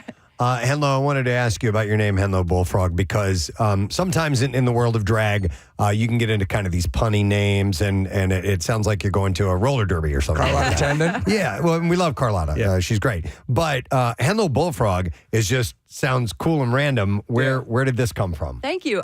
So in this, my father was a West Philly folk musician in the 70s, and he came very close to changing his full name to just the word Bullfrog in the style of Madonna, the one word. Yeah. The thing is that his friends kept calling him bullshit, so he decided can't not say to. that. Oh, I'm so sorry. No problem. That's okay. We got BS. it. All right. BS. So instead of calling him Bullfrog, everybody called him Bull S. Okay. Yes. Well, crap So is sorry. also acceptable. So sorry.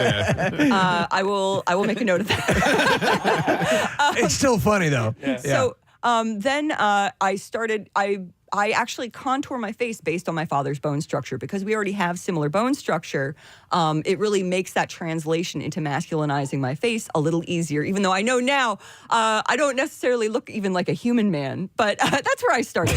No, dude, I will tell you this. I love the very theatrical stuff, and since I'm such a horror fanatic, that's where I'm going to lean, because that stuff is so. What? Go ahead. Yeah, no. Well, speaking of which, one video I watched of you last night, it kind of looks like you're almost like a Edward Scissorhands meets like a demon or something, but like you had those crazy fangs that are just nothing. It's like 1,000 daggers in your needles. Yeah, like 1,000 needles in your mouth. Like, how do you not chop your tongue off? Like, I'll bite my own lip eating a piece of pizza sometimes, and that kills. You know? So do I. So that's actually my gay Babadook look, which I tend to open Pride season with. Babadook, yes, absolutely. Very cool. Yeah, and in 2017, the Babadook was miscategorized as an LGBTQ movie on Netflix. And so since then, it's become an internet meme that, oh, well, the Babadook, like, he's a gay icon. So now, I always do this gay Babadook mix. The thing is, I do bite myself when I'm wearing the fangs. Yeah. But, I'm the kind of person that's like, like, look at my bit tongue, look at the blood, that's real.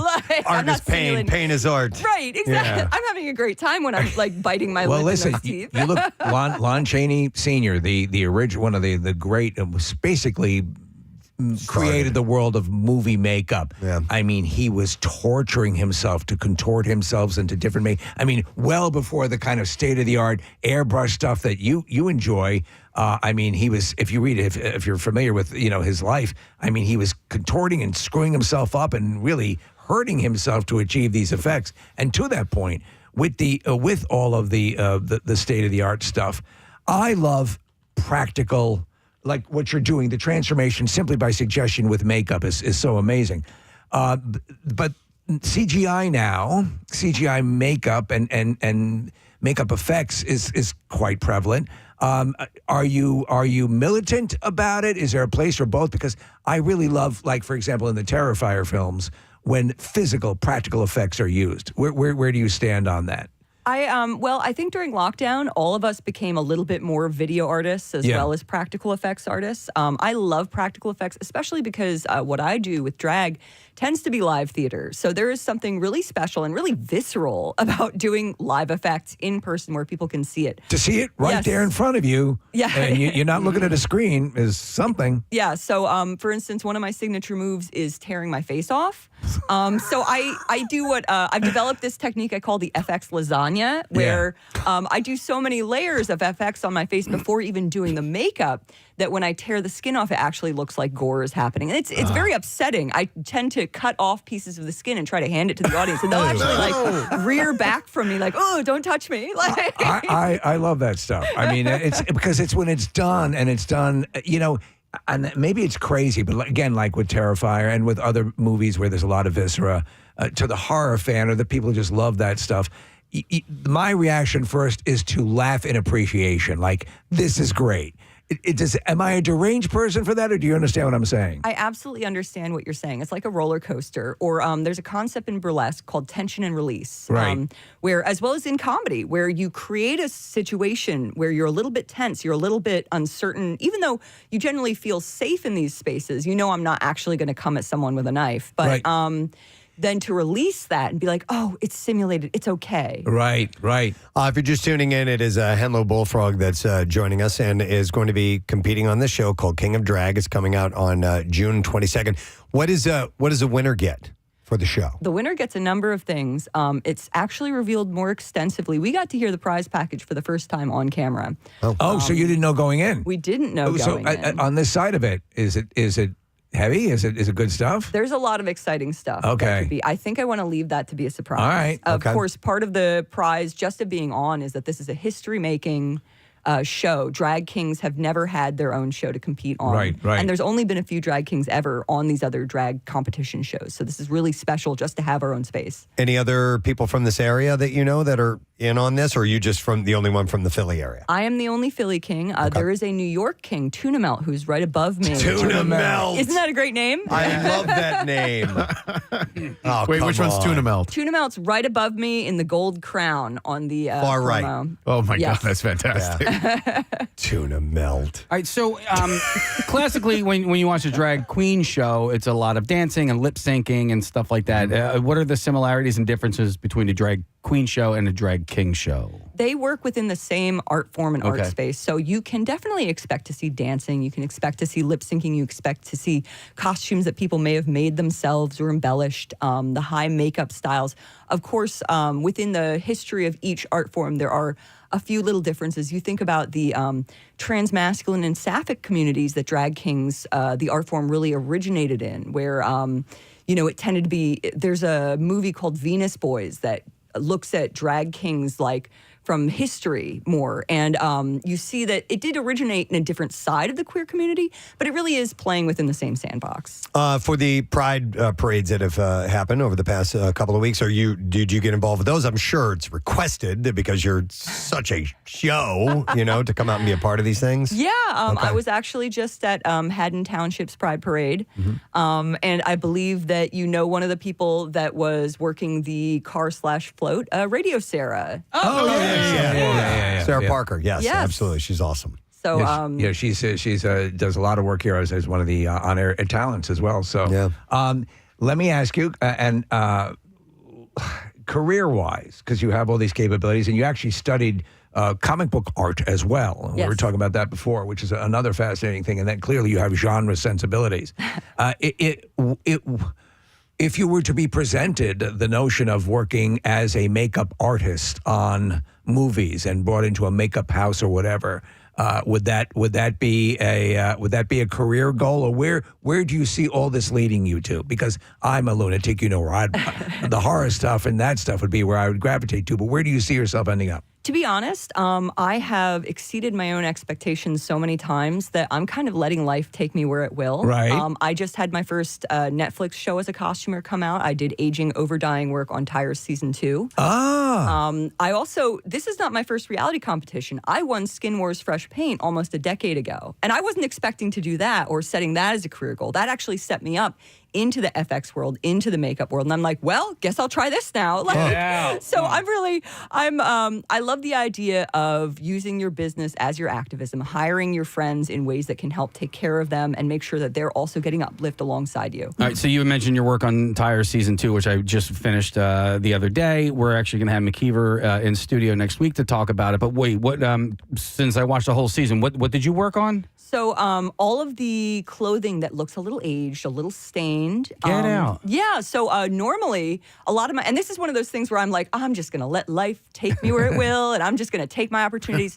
Normally, my costume work, you're taking this like massive gown and being like, okay, don't let it touch the floor, not a single speck of sparkle where it's not supposed to be. For this, I was literally taking power tools to clothing. I was taking a rotary sander to like cuffs and like to a logo so it looked aged and a little to like make it look straight. legit. Yeah, Yes. because they're obviously working in a dirty shop, a tire shop, but you never think of it. You think they probably just appropriated some stuff from a local tire place, but no, they wouldn't do that, right? It's a legitimate show. So yeah, Exactly. you have to distress the clothing and make it appear authentic. Exactly. How elaborate a process is that? It's very elaborate. I like to say that I did it in a fugue state, so I don't have a lot of memories from that time. You were another place. Yeah, and I'm just working, you know. It's really wild. We have a person who listens to the show that lives in LA and works on props in movies and TV shows. So they'll make a pack of cigarettes look like Marlboro, but they're not Marlboro. And if you remember, did you ever see the movie Forgetting Sarah Marshall? Yes. All right, so there's a scene in which the one character, God, I can't remember her actual name. Mila Kunis. Mila Kunis, her naked photo is in the bathroom. She was the one who doctored that photo. That's not actually Mila Kunis naked. Right. But so that's so, listen, we are all Cool such, job. we're all such geeks for this stuff. Big movie fans. So any of this stuff speaks to us. Going back to what I mentioned earlier about the comic book stuff, which is very cinematic as well, and we were talking about that. You actually studied for that, but what ended up veering you away from that? What did it become too much? Because to me, there's so much to consider. It seems it's just a comic book, but it's not. There's so much more in the way the story is told. Yeah, so I studied and majored in sequential art at Savannah College of Art and Design, and which is comics, graphic novels, storyboards, anything that is a series of pictures in a certain order that tells a story, tells a sequence. I definitely tried to break into the comic scene. I did some work, for instance, I worked with Rags Morales for a bit. I also did some, what's it called?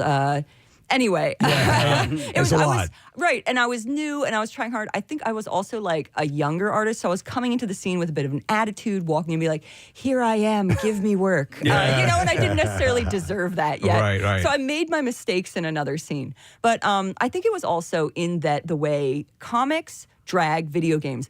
Also, 3 art forms with like really toxic fandoms, but they're also so popular that a lot of people are trying to break in. And at the time, I just wasn't having the success that I was aiming for, again, as a arrogant young artist.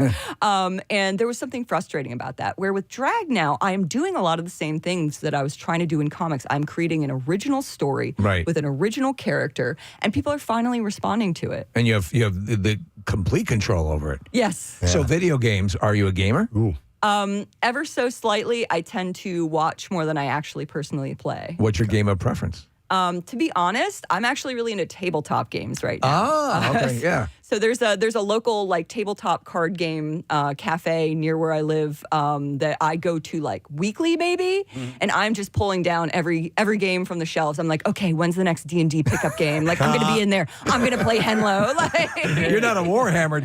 You're doing all that. Oh, I had an ex that was really into Warhammer, so that's a sensitive subject for me.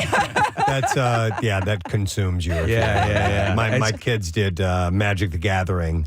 I tried playing a couple times. I'm like, no, they were. It was ridiculous. It looks cool. It looks cool, but it was too complex for me. It's hard, right? I mean, I don't possess the mental fortitude to put that together, but it is a cool world. So. You had mentioned your dad being a folk musician. Is he still with us, or Yes. Does he still perform? Yes. Oh, yes. awesome. Juggernaut String Band. We are looking to release a new EP in the near future. It's going to be called Cryptid Highway. Okay. And Henlo is going to sing a song. There may be another song about without him on it. Okay. So I'm very familiar with like these kinds of mics right now because we are in the studio just all the time being like, okay, and play that again, and let's do another take. And Now, admit, do you occasionally call him Bull S when he when he pisses you off? I call him Dad. Nice. Well, listen, this is really cool, and we wish you luck on the show. You've already filmed it all, right? Yes. So, but whatever. We hope you did well. Yes. It is called King of Drag, and it premieres on June 22nd. And it's on the streaming service Revry, REVRY, which is an American LGBTQ plus themed streaming service. So it's 9 o'clock on the 22nd. You'll be able to see that. So good luck to you. Thanks for stopping by this morning. Thank you for having me. Absolutely. Henlo. Oh, wait, we got music. Henlo Bullfrog. King of Drag. All right, we're going to take a quick break. We'll come back in just a moment. And, we might give some away when we return. Stay put. We'll return in just a bit. Smith and Steve. Maybe all things have their misconceptions. That's the life you chose. Everybody's laughing at you, out to get you. But change is the exception. Time to breathe your life outside the shadow. When they keep on laughing at you, Dad, you got to say, hey, hey. My wicked eyes to see that I'm the one. With the world on my shoulders, you're going out of your way just to keep me down. Maybe we weren't made for each other, and I'm just the one can't keep around.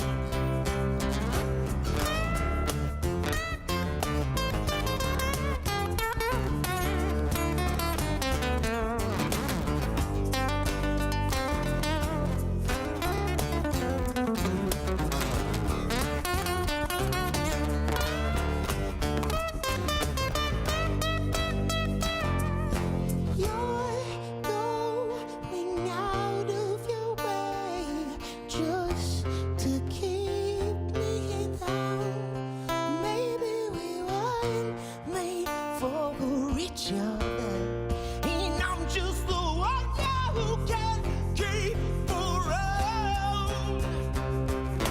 You're going out of your way.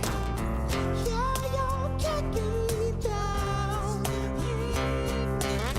Maybe we weren't made for each other, but this worst thing is to keep around.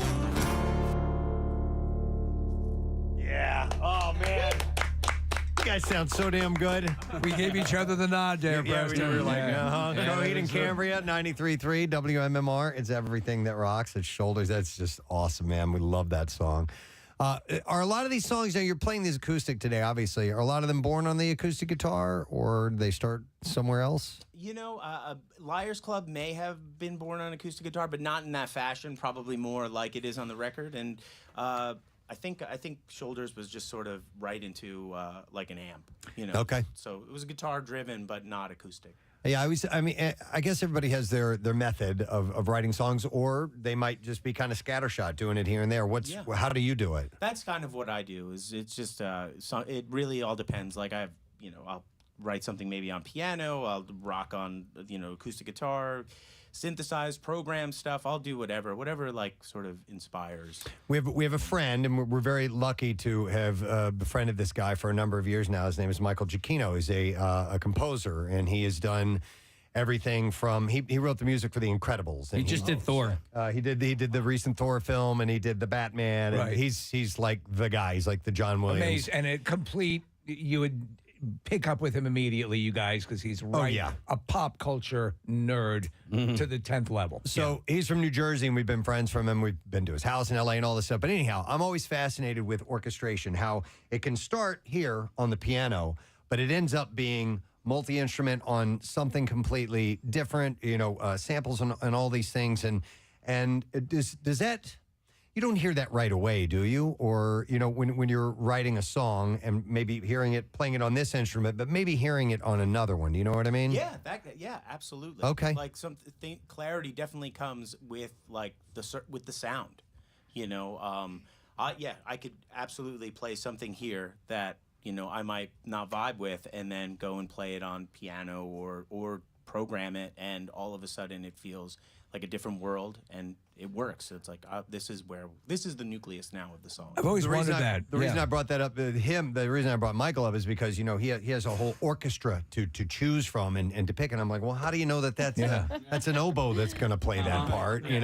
When you have all these things to choose from. And it might be an acoustic performance here this morning, but Josh is getting a workout in the back, and I am impressed by the tambourine on the left foot, Josh. I don't know if I've ever seen that before. I know. This is pretty cool, right? Yeah. I was thinking this is more confusing than playing the drums. I was watching him. I'm like, what's going on back there? I couldn't take my eyes off of Josh the whole performance. It was mesmerizing. We were connected. I could feel it. That's it. So he's sitting on an instrument that's called a cajon, and then he took a tambourine and just shoved his foot through it, through the hole, and he has an egg shaker. So I think it's the... He's got it all back there. He's like one of those guys with the cymbals between his knees and the That's where this all ends. I'm okay with that. Josh, I don't want to say he's carrying the whole band, but I mean, Josh, the next thing you know, One guy not singing. Josh is out on Fisherman's Wharf with a case out in front of him, and hey, it's come to this. Do you like now. my monkey? I wanted to ask, speaking of Josh and drumming, and I doing research, and I had not seen this, and I don't know this is even remotely true, but at one point was Taylor Hawkins, did he do any studio work for you guys? Yes, he did on the record No World for Tomorrow. Okay, what was that experience like? Oh, it was great. Yeah. I mean, at the time, we were kind of going through some turmoil, and Taylor just kind of brought an energy that I think we really needed to, pull Travis and myself out of the rut we were in. Right. But I don't get the impression that you employ a lot of hired guns when you're putting your music together, do you? Oh no, not really. I mean, usually when it's auxiliary situations, Okay. like maybe some Latin percussions, or this last record we had a fellow by the name of Chris Jonke come in and help with the orchestrations and things like that. But primarily this is the performance. Yeah, it just sounds fantastic. It really is. Is it difficult because you're so firmly entrenched with your style? You're again many years. You're talking about how long you've been at it, and hopefully we're serving the purpose of bringing new people into the fold. Is that something that is in your mind, or if it happens, it happens? Like bringing extra people, new people to the cause. We have done it in live performances in the past. Background singers, auxiliary keys, that sort of situation. I mean, I think about. I was meaning on more like a listener fan base. Oh, yeah. Bringing them in how? In other words, because people who are unfamiliar with your music, who may have perceived you a different way, not realizing, is that something that you look to do, or is that even? Absolutely. I mean, anybody would want more ears on their stuff, but I wonder if that's an active modus operandi there. It is. It's definitely. The music is very personal to me, and I think it has a very universal quality to it. Right. Concept sort of aside. And yeah, I mean, I would love to reach a bigger audience, and I think it has the potential to do that. Yeah, it's funny. I just quickly, Preston, bring up when we had Ghost and Tobias Forge in here, and it presents one way, and then you see, it's actually like this, and and you can sort of clear misconceptions about what we've learned about you and how fascinating the whole thing is. I think a lot of people are now finding that a very intriguing aspect. So hopefully we're helping in that. Oh, thank you. Yeah, I think so. By the way, Josh had tweeted out earlier that he was appearing on the show this morning, and got a tweet back from Zach Myers of Shinedown, and said to tell us all hi. Cool. Here at WMMR. Do you guys have buddy bands, guys that you, for some reason or other, a whole other band that you've become tight with? I mean, you tour with other groups. I'm sure you've played festivals throughout the years and things like that. That's for any of you guys. Any other bands that have become, really tight with Coheed and Cambria? Well, I do. Yeah. Yeah, Mhm. yeah, for sure. There's numerous bands that I think we all have toured with throughout the years that we've gotten closer with relationship wise in the past few years. For me personally, I have our friends from a band that we toured with early on called Thursday. Some friends from a band called Circus Survive that we toured with a lot. They're actually from Pennsylvania. Okay. How do your shows? How do they? I mean, obviously they differ in how long your set is. But when you do like a festival type of setting where you have to shrink everything down, how do you guys approach that? It's just like that, basically. Right. You just play faster. It's the full concert, just at 78. Yeah, it's tough because you don't get the sound checks, you don't get that sort of attention. Mhm. So yeah, it's really kind of a run and gun situation. You know what I never really thought of was in those type of settings, the festival shows, because you talk about like lighting and stuff like that, like how that all works. Because we have our MMRBQ every single year, and I never really paid attention to, because you guys have your own lighting guy, right? So or lighting people. How many people do you got doing your? I think there's just a lighting and video tech. I Okay. believe. And then of course all the other sort of setting it up. Yep. So your question was? Well, just how that, I forgot that I'd even asked a question. What do you guys like to eat? No, how that's, because it's. I forgot I had a question. Well, it started getting answered, and I was like, maybe the question got answered. I have no idea. But the light, so you talk about the sound on the stage, that's one thing, right? To So, flesh that out. When one band ends and all their equipment and all that stuff goes to the back of the house, and then the new stuff comes out, but like the lights don't come down, right? So you have to work with the lights that are in house. Absolutely. Okay. Unless of course if you are headlining the set, then you can bring in your situation. But yeah, if you're just one of many, you're. I assume you put sanitizer on everything too, just to make sure you're not catching colds and stuff. So. Well, listen, Coheed and Cambria are getting ready for their own tour. Themselves putting on their own production, and it's getting underway. They're doing rehearsals right now. It kicks off, actually, this says on Tuesday in Miami. That's where you guys have your first show? Yes. Excellent. Well, good luck. And Alkaline Trio is going to be on that bill as well. But they'll be back here in our area on July 27th, the Leah Chorus Center, and tickets are available at coheedandcambria.com. And if you've been looking for a nice body of work and you've never dove into the Coheed and Cambria catalog, it's all there for you. Sitting right There's there, a ready. story waiting Yeah. to be had. It's if you're a fan, be entertained. Just talking to John Anderson from Yes, Yeah, we and just that- had him on last talking week. about it's there. If you say they don't make it anymore, they do, and you, the guys that are doing it. So it's awesome. And Josh has removed his tambourine from his foot. Just It's now. hard to jog with that Your on. gig's over, man. Taking it off. You guys are awesome. We love you. Thank you so much for coming by this morning. Wonderful to have you. Let's hear it for Coheed and Cambria, Josh, Zach, Travis, and Claudio. We will take a break, and we'll be right back. Make sure you stay with us. Kath, so I don't know if we should do a weekly segment or not, but Casey's Adventures could certainly be one of those. We could call it DDIY. Don't do it yourself. Don't do it yourself.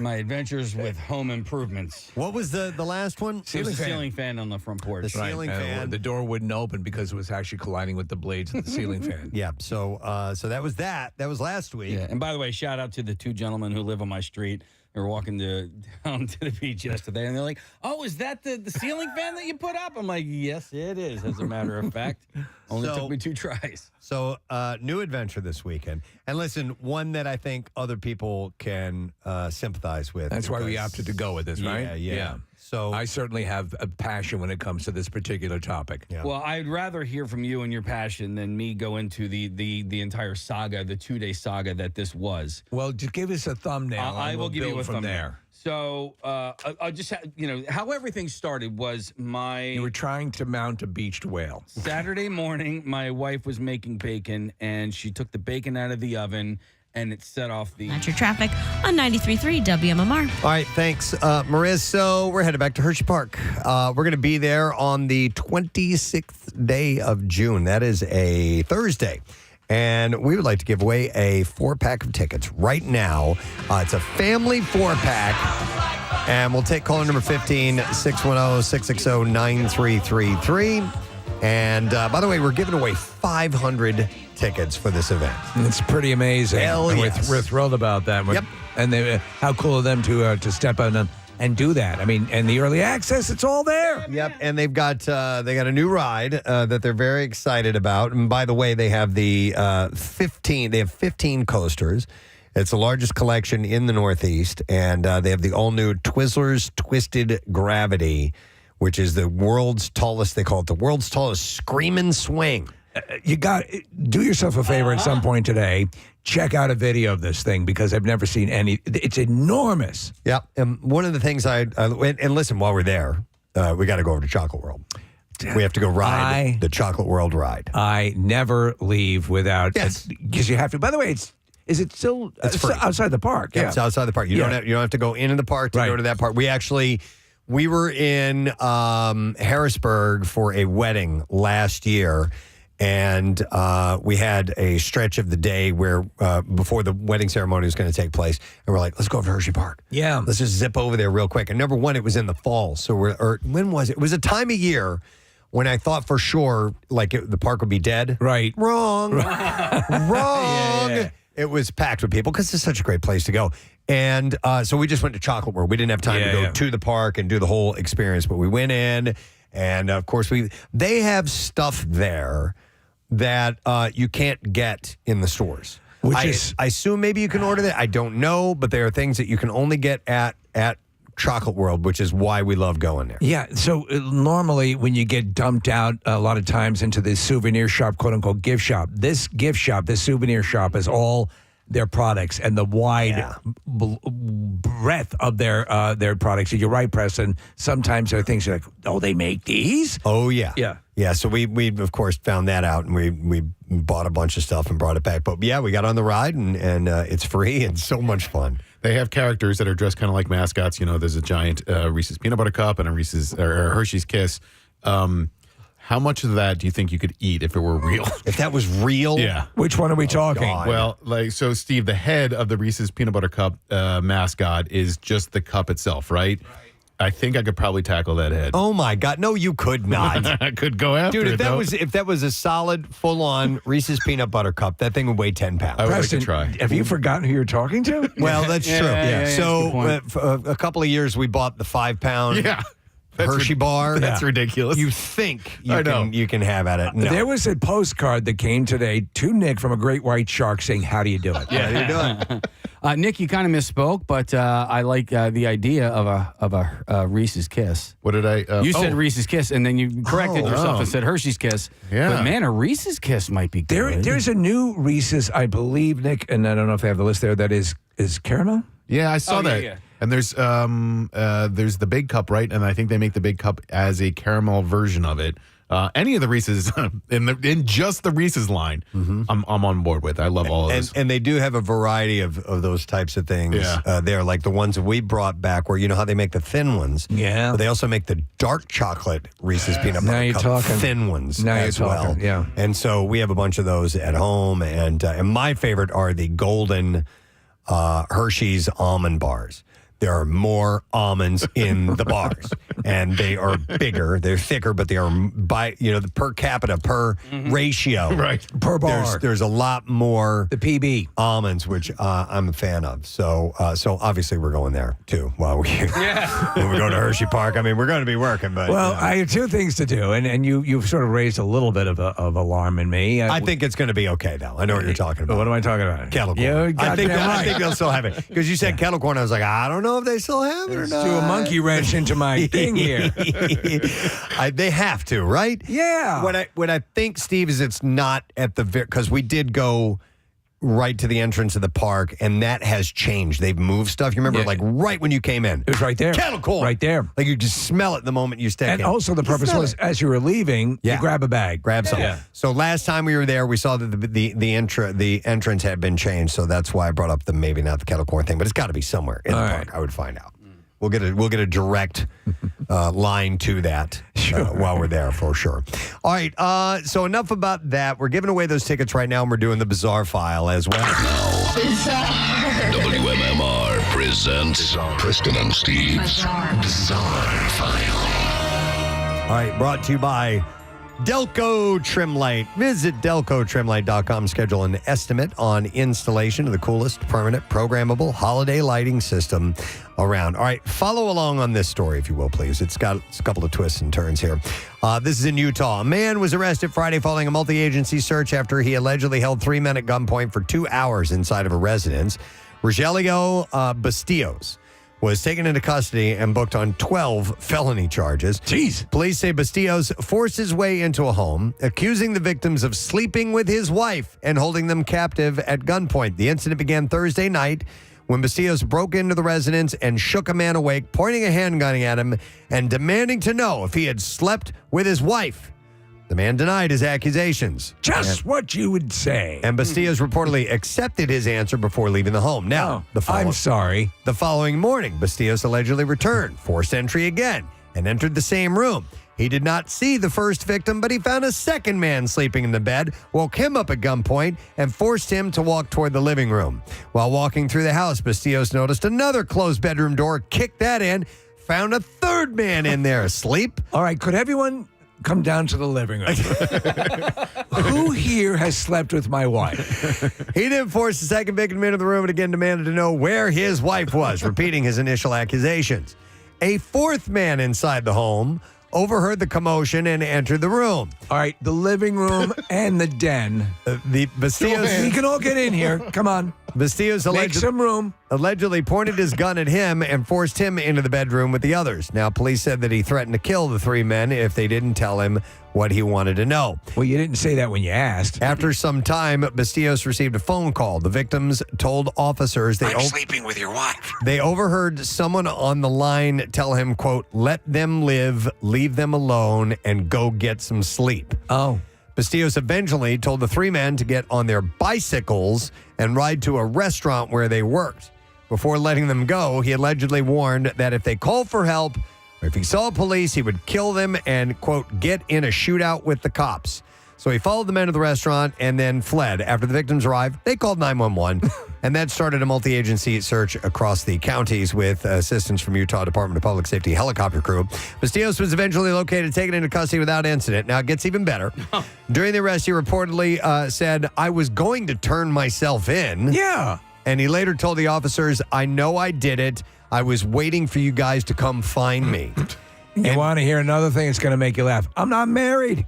During a search of his vehicle, police found 2 firearms, a black handgun matching the weapon described by the victims, and a high-powered hunting rifle, along with 16 grams of cocaine. Yeah. Now, while being booked, gets even better, Bastillos was asked whether he had any drugs or weapons on him. He denied having anything, but officers later found a small vial of what appeared to be cocaine. When confronted, he reportedly said, and I quote, "Oh, that's my cocaine. Just throw that out." Yeah. Oh, okay. Okay. He was booked on into the county jail on 16 Wait charges. a second, guys. This is evidence. By the way. All right. A California woman has been haunted by extra zeros. Linda Mathiasen thought that she was leaving a $5 tip at a store, but it ended up being a $5,000 charge. Oh, no. Mathiasen struggles with a shoulder issue. She went to a vape store to purchase CBD relief gel to ease her pain.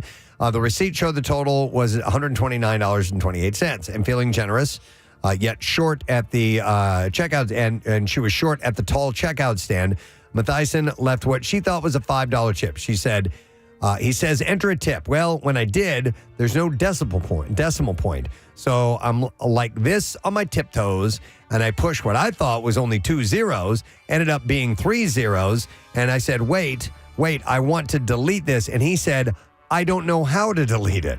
Instead of voiding the transaction, receipt show the clerk at San Bruno Exotic processed a tip for $5,000. Oh, dude. Mathiasen says that she pleaded for him to reverse it. At first, he claimed that he couldn't, but then told her he never received the money, and that's not what her bank statement shows. So this was off a debit card?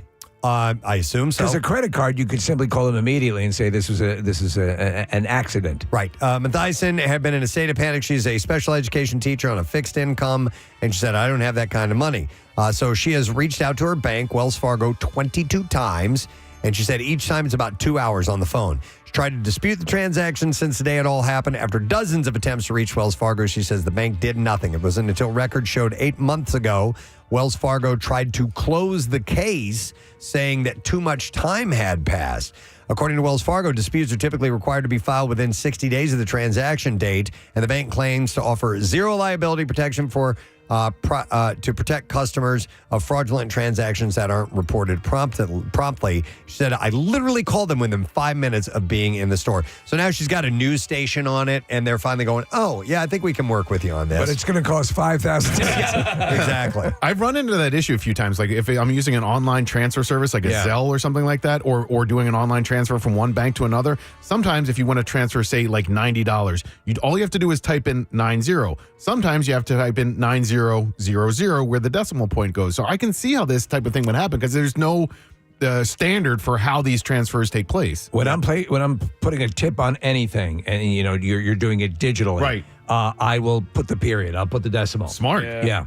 All right, one last story. I'm going to end on a good one, and I meant to get to this last week, and the totals are probably more than this by now, but someone named Michael Barker, a recent high school graduate who achieved fame on TikTok after he immediately went back to work flipping burgers at Burger King in Georgia instead of going out partying and celebrating with friends after the graduation ceremony. So he was in his, so after the May 21st ceremony, Baker went back to work to help out the post-graduation rush, still wearing his graduation stolen medal, and a video was posted on TikTok that was seen by more than 3 million people. The video was shot and posted by Maria Mendoza, a customer who was touched by what she saw, and later created a GoFundMe for the young man. And 4 days ago, Mendoza met Baker and his mother to tell him that his story had raised $6,000 for his college or whatever his plans were after school. But as of last week, that total had gone to over $62,000. Wow. And I'm sure by now it's got to be up more than that. It's over $200,000. Oh, my God. Yeah.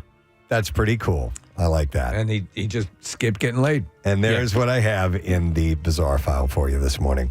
All right, I am going to give away the last 4-pack of Hershey Park tickets. Did I already give those away? I think so. Did I already give them away? I did. Never mind. We already gave those away. Wait, hang on. So I got one more. I got one more. Yes! We did it! Yes! All right, so I'm really out of it. We'll take caller number 10, 610-660-9333. You'll get to join us at Hershey Park again. We're going to be there on the 26th. It's a Thursday, and you get early admission to watch the show, access to some of the rides, attractions, and all that before the general public. You get free parking as well. We'll be broadcasting live, as I'd said. And, of course, you get to try out the new ride, which is the Twizzlers Twisted Gravity. It is the world's tallest screaming swing. So let's get you on board. Caller number 10. We're going to take a break. We'll get back. We'll give away more stuff with the lesson question. We'll get into trash and music news as well. We'll be right back.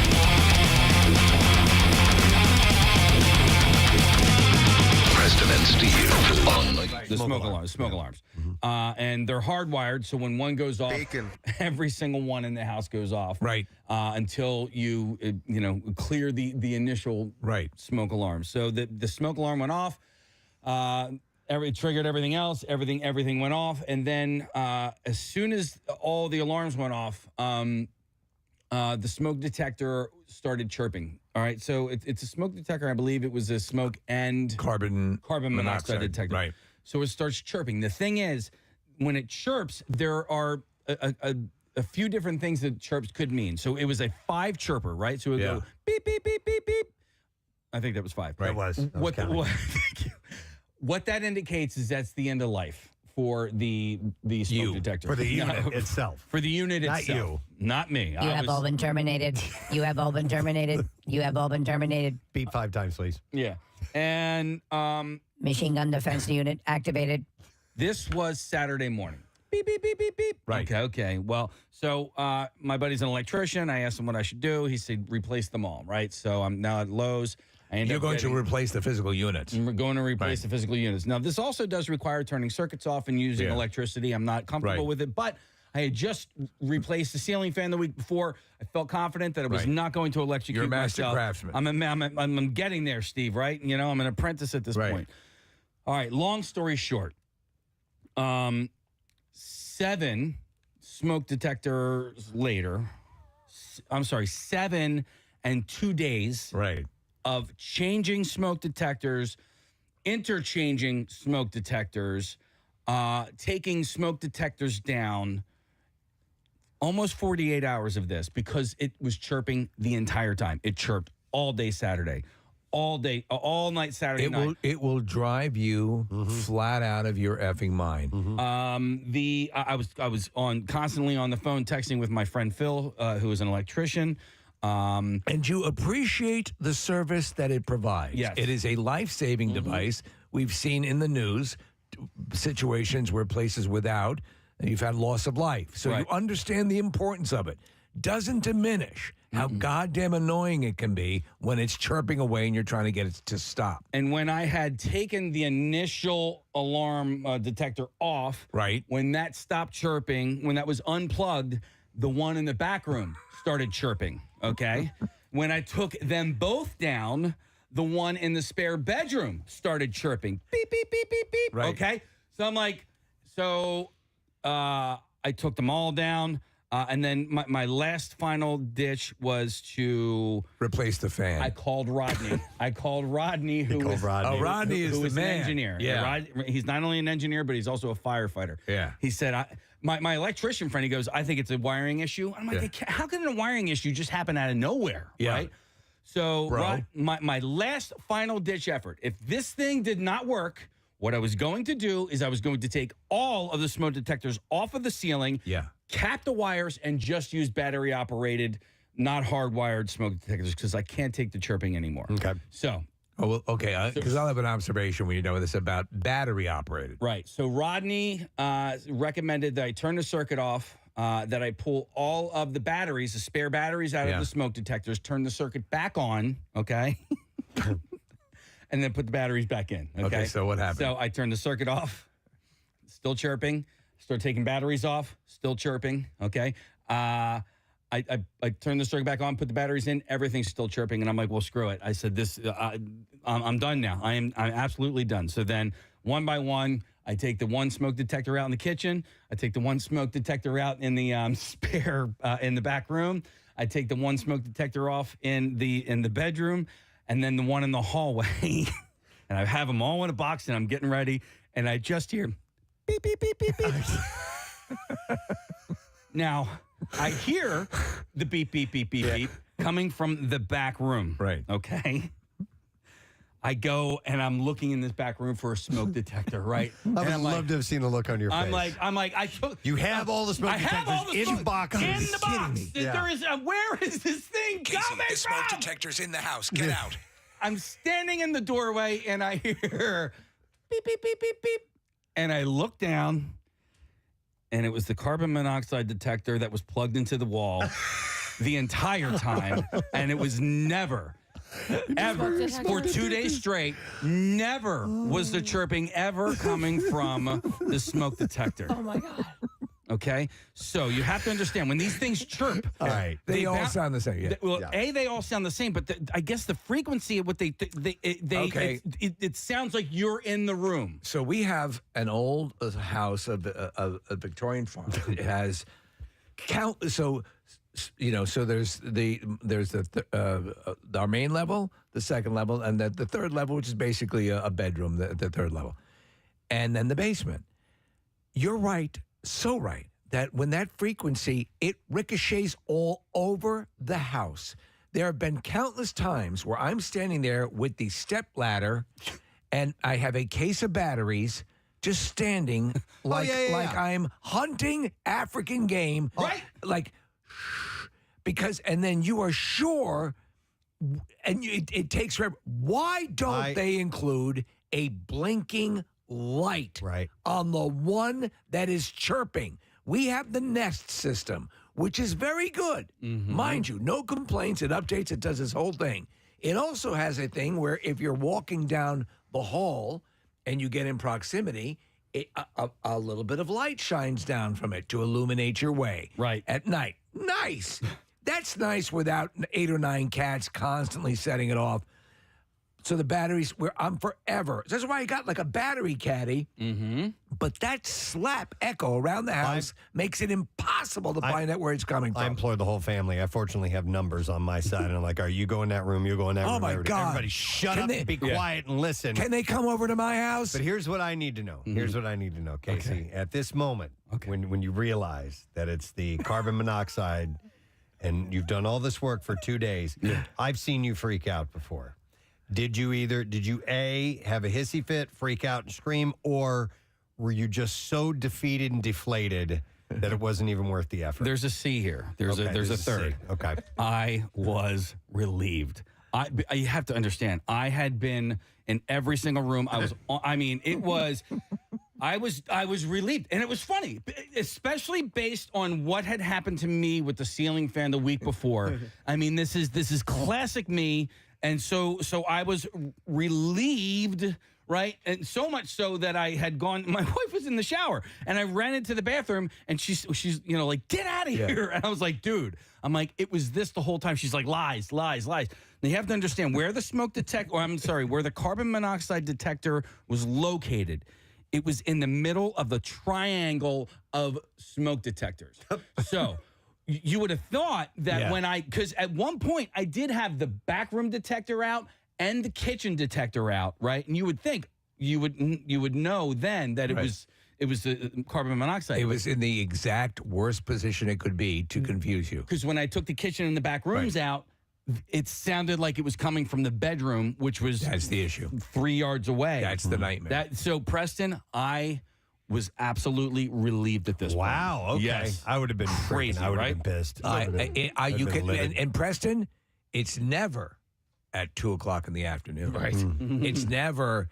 We're on the back end of this work week, headed towards a kind of a wet weekend leading into Saturday and Sunday. And it's looking as of now like Father's Day, Sunday, is going to be raining all day long, unfortunately. That sucks. Oh, well. But today and tomorrow, very, very nice. So enjoy if you have the opportunity. In fact, tomorrow's high of about 93 degrees. So quite toasty. And tomorrow's your birthday, Steve. Yes. Yeah. How about that? Yeah. So we'll have a special day tomorrow. Well, this is we're coming to work. I mean, that's pretty much it. But it will be Thursday. But it will be Thursday. It does kick off No Sad Bro. Yeah. And it's my anniversary, too. That's right. Yes. Didn't forget about that this time. Anything. Yeah. Neither did I. That's okay. We agreed. Nothing at all. No. Until she quit. Stop her yapping. Yeah. What was that? Quit your yapping. Quit your yapping. Quit your yapping, why don't you? Is this for real? Yeah, it's for real. It's for real? Well, real? at least on my end, it's for real. Okay. Yeah, I was told. She said, I don't even need a card. What? My Claire comes to me and she says, I don't, and she does all sorts of wonderful things. And I said, here, my greatest gift is knowing you're not going to have to sweat anything for my birthday. And then she's going to make me either chocolate chip cookies or, the brownies or whatever. And that's going to be more than enough. Listen, I know that you had the agreement, not even a card, but you're such an artist. I think you should draw her a card, if you recall. Preston drew this cat. I think if you drew her something and made it into a card. Do you know what it does look? Really It looks like a cat one way and Nessie the other way. It does look a little Nessie-esque, doesn't it? Yeah, I did that last second. All right, well, anyhow, that's tomorrow. Let's worry about today and right now. We have a lesson question, and we're going to give away a pair of tickets for the the NASCAR Cup Series Great American Gateway 400. It's coming up Sunday, June 22nd, Pocono Raceway. Question I'll have for you this morning, not that long ago. What's the name of the dude who ranked all the best beaches in the USA? There's a real quick name. Steve threw it out on the air very, very quickly. And if you caught it, you heard it. It was only around 9 o'clock. So reach out to us. 610-660-9333 is the number. I think I accidentally deleted that sound. Sorry. You did. The music is over.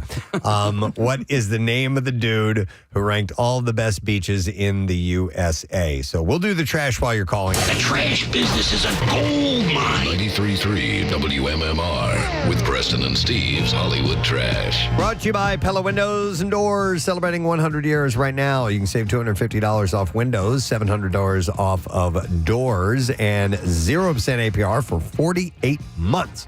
What's going on this morning, Steve? Well, the wife of Baltimore Ravens player Ben Cleveland denying to a divorce court that she committed adultery. Caitlin Cleveland says it was not adultery because she only slept with members of his family. She doesn't get it. Prince William traveling to Monaco to make an impassioned plea to protect our planet's marine life. William told attendees, quote, "We are the only ones who can do this because cats are afraid of the water." And finally, Ben Stiller admitting that when people on the street yell to him, "Hey, fucker," it doesn't feel respectful.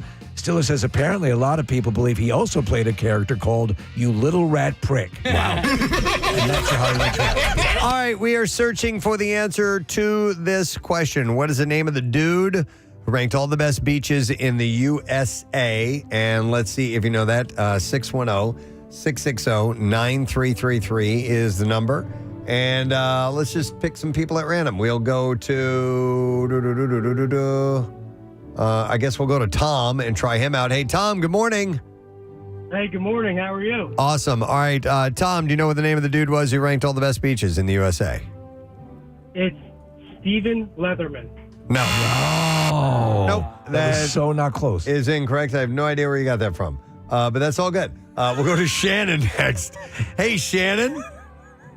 Hi. Good morning to see you guys. Good morning, Shannon. All right, who's the guy that ranked all the best beaches? It is Ed. Yeah, yes. Eddie. Yep. Shannon was paying attention. Yep. Hang on a second. We are going to set you up with those tickets. We have a pair for the NASCAR Cup Series Great American Gateway 400. Sunday, June 22nd at Pocono Raceway. And it's time to start your summer as NASCAR returns on June 20th through the 22nd to the Tricky Triangle at Pocono.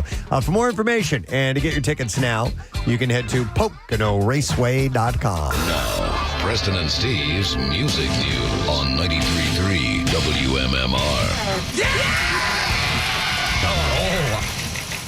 Brought to you this morning by Family and Company Jewelers. Ditch the ties and gift cards this year and get Dad something different. Get him a gift that shows how much you care, like a hand-forged pocket knife from William Henry. FamilyJewelers.com. David Byrne has announced his new album, Who is the Sky, his first since 2018's American Utopia.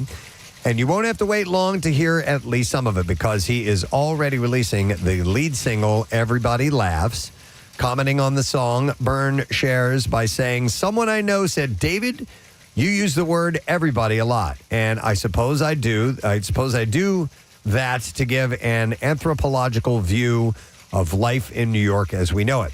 Everybody lives, dies, laughs, cries, sleeps, and stares at the ceiling.'"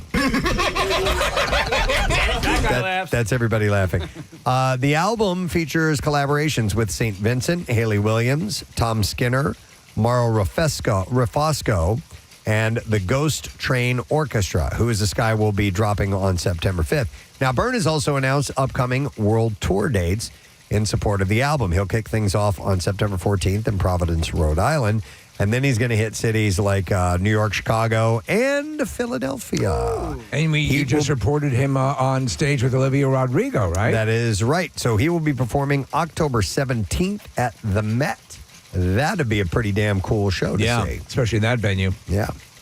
All right, I don't report on Celine Dion that often, but she showed up at a Coldplay concert in Las Vegas on Friday. And it was a big deal because she doesn't go out much anymore. She did not perform, but the crowd apparently went wild when they saw her on the big screen at Allegiant Stadium. Chris Martin sang to her, and she got emotional. And she flipped double birds. Celine was there with her 3 sons enjoying the band's Music of the Spheres World Tour. And afterwards, she posted on Instagram saying, "What an unforgettable evening. My heart is still singing." She thanked Coldplay for being so kind to her family. Fans love seeing her out, especially since her health has kept her from performing since 2022. So she does not sing publicly. No, she had taken in the Adele concert in Vegas, and Adele went into the audience and went over to her as well. I believe it was Celine Dion or George Thorogood. One of the two. It's Celine, and she goes, "Would you do 3, 1 bourbon, 1 scotch, and 1 beer for us, please?" Sure.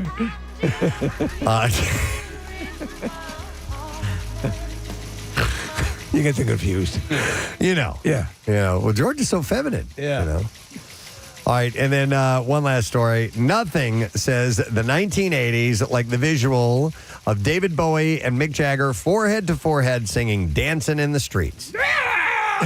Their remake of the Martha and the Vandellas classic was all over the radio and MTV 40 years ago, and it's about to make a comeback for the 40th anniversary of the duet. And they've done a limited edition white vinyl 12-inch that will be released on August 29th. 2 days after the song's 40th anniversary. Casey was referencing the video. They did the series where they extracted the audio, but then filled in the screeching of the shoes and all the peripheral sound effects. And there's the point where Bowie jumps from the steps down in slow motion. My favorite is at the end when they're outside and it's it's like twilight and they're dancing down the street and you just hear like the crickets and the gravel. and their shoes skipping along the asphalt. Yeah, it's great. 30. In fact, there's been an account that I've been following that's it's only Rolling Stones where they've dubbed in stuff that Mick is saying. Take my purple purse. I don't have your purple pants. Oh, yeah. It's great. I want my salad. It's like the lip syncing. Right. Bad lip syncing. Bad lip syncing, yeah. 30% of the retail price from the sale of the single will be donated to the Band-Aid Charitable Trust. The disc will include 5 different remixes of the song, by the way. And that is what I have in music news. You know what else I have? One last $50 gift card from Iron Hill Brewery. Nice. Going to give that away. Caller number 14 at 610-660-9333. Now, if you're not a loyalty member and you want to take advantage of half-price shareables Wednesdays, which happen 6 p.m. to close, guests can join on Iron Hill's website or any Iron Hill location and start taking advantage of rewards and exclusive access immediately. 16 Iron Hill locations across PA, New Jersey, and Delaware. So there's always a location nearby, and you go to ironhillbrewery.com. So call number 14. It's yours, 610-660-9333. We're going to take one more break. When we get back, wrapping up the program, and we'll also get the letter of the day for the word of the week. So stay right there. Preston and Steve. The ladder out in my pockets are all full of batteries. Yeah. It's always like you're going to bed on Sunday night when we get back into the schedule, and you got to wake up at 3:30 the next morning, and then it's about 10:30, 11 o'clock. There was also one other thing with the battery operated one that I bought a battery operated one because we do have one detector that's not hardwired, and I like, hey, don't hit this button, and there's a sign that says don't hit this button. Right. Well, I did that on the back of the smoke alarm where it says like deactivate, and I was like, oh, what does this deactivate button do, right? So I deactivate the alarm. And then I read the directions, and the direction says, once you deactivate, you can't reactivate. I was like, God damn it. Oh, no. I'm like, I just bought this. You hit the self-destruct button. Why would they include a full... So, Casey, I've read this a few times during this course of this conversation that apparently carbon monoxide detectors are supposed to be kept lower to the ground than smoke detectors, and some smoke detectors are more reliant on heat than they are the actual smoke rising to the smoke detectors. But carbon monoxide detectors are supposed to be kept lower because I guess the carbon monoxide is heavier than air itself. Yeah. So what I have in my detectors, my smoke detectors are carbon, I think dioxide, CO2, and then the monoxide I have down lower. Gotcha. And then peroxide if you're dyeing your hair. I'm going to go to Susan. Hi, Susan. Good morning. Good morning, everyone. How are you? Good. What's up, Susan? So you know what? Everybody's like hit on the exact same points that happened to me last week. So it was the end of my vacation. It was the night before I'm going back to work. Yeah, 1 a.m. Yep. There goes the chirping. And it's the same thing. I have the hardwired smoke detectors, and I was like, okay, I want to get up and reset it or, test it. And my son has to wake up early for work. He's got to go in. So I'm like, okay, can I just deal with this for like another hour until he has to get up? So he gets up and he's in the shower. I'm playing around up at the ceiling, pulling it down. And finally I get him to disconnect it, and I still hear this chirping. Now I have, Preston, you have that issue with your ear. You kind of lose the ringing. So, and I kind of lose the sense of where a sound is coming from sometimes. Mm-hmm. So I'm laying there in bed all night long, and it's just chirping. I'm like, I have this disconnected. Why is this still chirping? I don't get it. So finally wake up when my alarm goes off, and I roll over, and now I hear the sound. It sounds like it's coming from the corner of my room. So I'm like, okay. I look at the carbon monoxide detector, and I'm thinking, don't even tell me it's been this all night long. And sure enough, that's exactly what it was. I unplug it, I take the battery out, and the chirping finally stopped. It was the same thing Casey went through. Yeah. Exactly the You just want to die. I did. Yeah. You know, and now, like, my first day back to work after vacation, I'm exhausted. Yeah. Yep, exactly. All right. Thanks, Susan. I appreciate it. Thank you. Bye. Yeah, it's hearing that incessant. You know, nothing about smoke detectors have they made easy, simple. Like even changing the battery on some of them, trying to wedge that battery inside that little door that opens up on some of those things. What? So here's the deal. And then you put it in the wrong way. Is it working? Mine takes 6 batteries, Preston. 6 batteries? 6 AA's. Each one of them takes 6 AA batteries. I didn't realize that every single battery has to be disconnected or it will continue to chirp. If you have one battery in there, it will continue to chirp. Well, it also holds I've the actually charge. replaced right. So, but once that's out, it shouldn't chirp anymore, right? So I took all the batteries out, and and I didn't realize that, and then I replaced the batteries, put it back up, only to leave it to chirp again. Yeah. Again.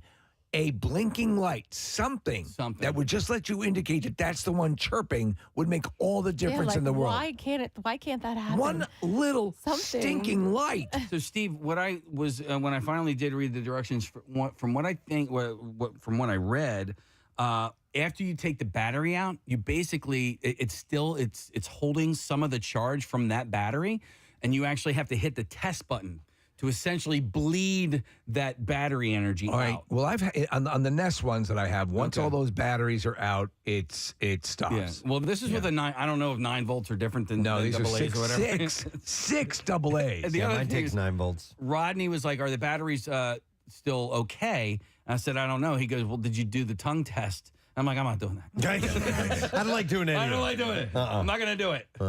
Hang on. Find a hooker. I'm going to go to Phil. Hey, Phil. Good morning. Good morning, guys. Sorry to bug you at work. No, what's up, man? So, not so much smoke detector, but on that aha finally moment. All right. I was doing some work in my home. We were getting ready for newborn, doing the nursery, the whole thing.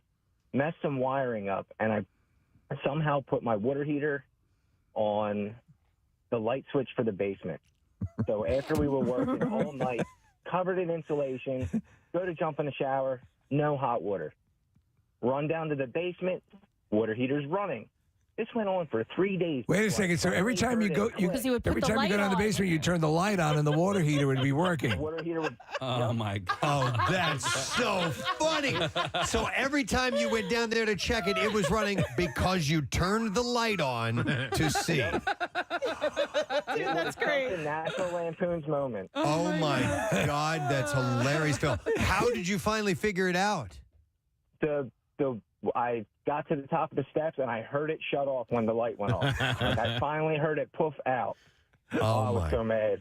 God. But so happy at the same time. Oh my God, that could have gone on forever. Yes, it could have. You could have gotten a whole the new light stayed system. on for 3 weeks. That makes you I think. didn't touch it again. Yeah, it makes you think of a Christmas vacation with the garage light. So I have to ask, Phil, did you rewire it or do you just leave the light on all the time? The light stayed on for almost 3 weeks before I got enough to just go down there and fix it. Okay. Oh my God, that's great. But it was finally fixed. Thanks, man. I appreciate it. I saw That's hilarious. I saw on our screener info here that it said water heater, and I thought he was going to say they have those like overflow. Indicators, little alarms. Do you know what I'm talking about? Yes. Case? Yeah. No. So if you have like a drip pan or something like that for your water heater, there's a little monitor you can put in there, detects moisture, and it'll go off and let you know. Yep. And I've had that going off, and I'm like, where's that effing sound coming from? Where's And that not knowing what it was. sound coming from? And we had like a leak under our sink. Where's that sound coming from? It wasn't the water heater; it was something else. And I couldn't figure it out. Of course, Rochelle knew There's exactly nothing on here. exactly what it was. But that drove me crazy. That was me walking around the house trying to figure out where the sound was. Let me go to Blair. Good morning, Blair. Hey, Godzilla, friend. Godzilla. What's up, Blair? So I just have to say that I appreciate this conversation because when I was virtual teaching, all these kids would unmute themselves to do whatever in class, and their smoke alarms are going off in the back. And so I don't know where these heathens are in the world that think it's okay to just keep these going all the time, because I'm in agreement with you. I like twitch every time I hear one.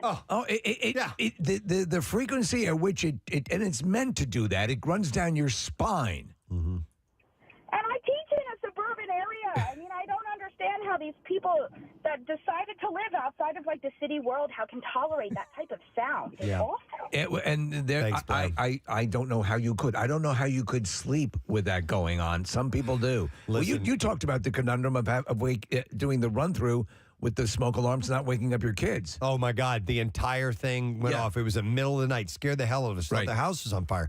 We never did figure out why it tripped off. Right. But all the alarms in the house, it's a hardwired system. All the alarms went off in the house. Not one of our kids woke up. Not one of them. Wow. Slept solidly through the whole thing. How? Excruciatingly loud. I have no idea. Me, on the other hand, and this is a completely different story, but I remember when I was a teenager, a cricket somehow or another got in my room. Yeah. In my bedroom, and it was, I couldn't find it anywhere. And just that little. That's enough.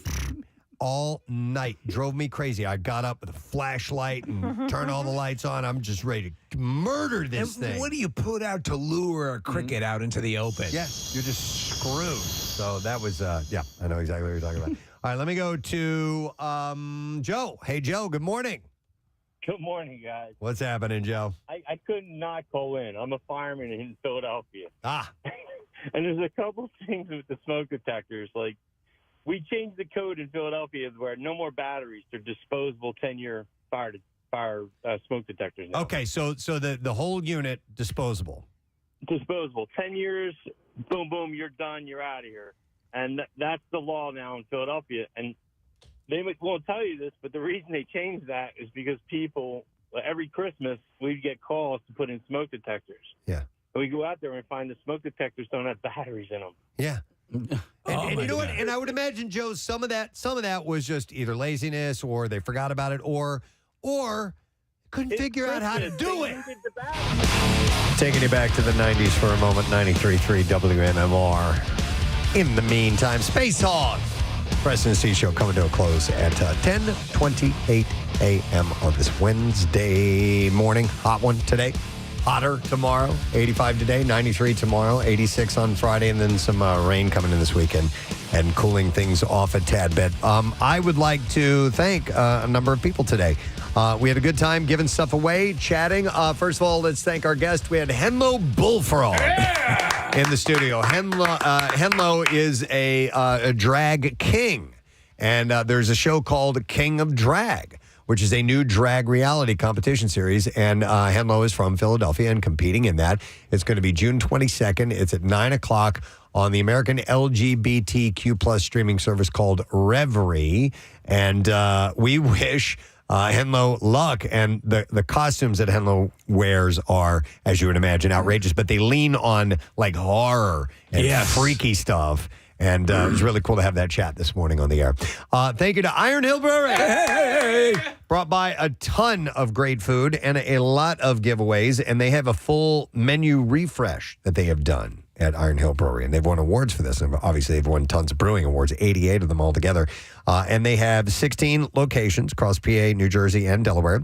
And you can find them at ironhillbrewery.com. So thanks, guys, for coming by and giving us the giveaways. A shout out to Mark Edelson as well, because he sent a text over. We haven't seen him in a little while. And we've actually been friends with Mark and Kevin and the whole crew at Iron Hill since they debuted in this area. Yeah. And I haven't seen him in a little while, and I love to see the success that they've had. Yeah, and Mark, you remember every time we would come by, we would talk about the fact that he delivered 2 of his own children. Yes. In emergency situations. Yes. We were always amazing. Fascinated by that.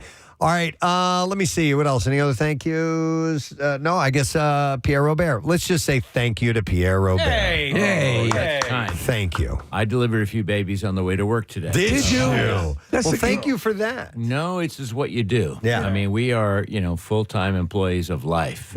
You have a lot of pregnant ladies in your area. Oh yeah, Yeah. Well, and they often will put signs out if passing by and could deliver, please stop. Yeah. And so I You do. just jump right in. Hey, that's me. They were playing a long song, so I could do that. We were playing Space Hog, so I had time to pop a baby and get over here. Nice. 5 minutes plus, you're good to go. But as full-time employees of life, you don't get off. You don't get any vacations. Well, it's you true. don't get any You weekends do. off. You get the big long one at the But end. here's my question: the drag gentleman you had on earlier. Yes. I think he should consult with Bam Bam for a costume. Think about it. If he's going for goth and horror and extreme and extravagant, Jackie's like Liberace meets Alice Cooper. Yeah. I mean, if you think about it. So, I don't know, just an idea. Well, we'll show you some pictures and videos of Henlo. They're doing pretty good. Yeah. All alone. But yeah, some inspiration from Jackie. You could always take some of that for sure. Yeah, these costumes are just outrageous. So how about we do the letter of the day? You good? Yes, sir. Here we go. Preston and Steve on 93.3 WMMR. Now, the Daily Letter. And the Preston and Steve show is brought to you today by The Letter. L as in letter. All right, and we'll give away on Friday a pair of VIP tickets for the Barefoot Country Music Festival featuring Jelly Roll and many more, courtesy of our friends at Primo Hoagies. And Primo will also be giving away Barefoot tickets for the next 2 weeks on their Instagram account. So go to Primo Hoagies on Instagram for more chances to win. It's not just a hoagie, it is a Primo. What's happening on the Pierre Robert program Here's today? my question. Yeah. We all wear glasses now. And I can take these little cleanie cloths and a little spray and get the glasses as perfect as possible and put them on. And 10 minutes later, they're smudged. And I go, how the F did that happen? Yep, me too. You guys Always. find that? Yep, always. All the Just time. curious. I have special cleaner, little wipes that I use, and I'm like, and they're supposed to defog and clean it up for good. And Pierre, I kid you not, 5 minutes later, I got smudges, I got spots, I got the whole thing. But with Pierre, what amazes me is like when you're making coffee or everything's just pristine. There's no spilling. There's no stain. How that would happen with your glasses? I feel like it's like an army general. Such an anomaly. Well, I am the general of my life. In addition to being a citizen of life, or whatever it was I said before, you've got to be the general of your life. Exactly. And cut the cream. That's what Patton said. And that was cut out of the George C. Scott speech. It really was. I have You gotta cut the cream. I have this weird thing that happens in my brain because I consider that injuries will heal, right? Like I cut my wrist on something that eventually that's going to heal up, and the way that my eyes have degenerated over time, I think eventually the process is going to reverse itself, and they'll just get better. My eyesight will improve. I don't know why my brain thinks that, or why I'm convinced myself that eventually my eyesight is going to better. It just gets worse. Really? Yes. You really think that? Wow. I'm a moron. When I first got my first readers at 1.1 or whatever number, right, and I wore them for 3 years, and it was blurry, and I went into the doctor and I go, "Why is this happening?" He goes, "That's just your starting point." Dude, you should have come in here a year and a half ago. Yeah, that's where my mind is. Yeah. But the thing about the smudge glasses, if you go out with smudge glasses, you might as well get a pocket protector. Right. It makes you look so geeky. Right. Having shared that, let's move on. We've got workforce boxes today of Metallica and ZZ Top for Frank's birthday, and Psychedelic Furs. I love that band. Well, I love them. And Seeing them in concert, they're amazing. Amazing. And we'll have more tickets for Seether and Daughtry. All right, Excellent. there you All right, go. thanks, Pierre. And I want to thank our sponsors. Preston and Steve Show is brought to you by Dunkin'. And the Preston and Steve Show runs on Dunkin'. Also brought to you by Acme Markets, fresh foods, local flavors. And Pella Windows and Doors. Visit PellaPhilly.com to schedule an appointment today. Tomorrow on our program, comedian Ian Bagg is going to be back in our studio. We're also going to talk to Antonio Sabato Jr. And we will start day number 1 of the I Bleed for Preston and Steve blood drive at Live Casino Hotel Philadelphia. Jackie Bam Bam will be on location, a very serious Jackie Bam Bam. I just want to say that, life is just a big basket of salad balls. So we'll check in with him and get day 1 underway. That's it. We're done. Rage on. Have a great day. We'll see you tomorrow. Bye-bye.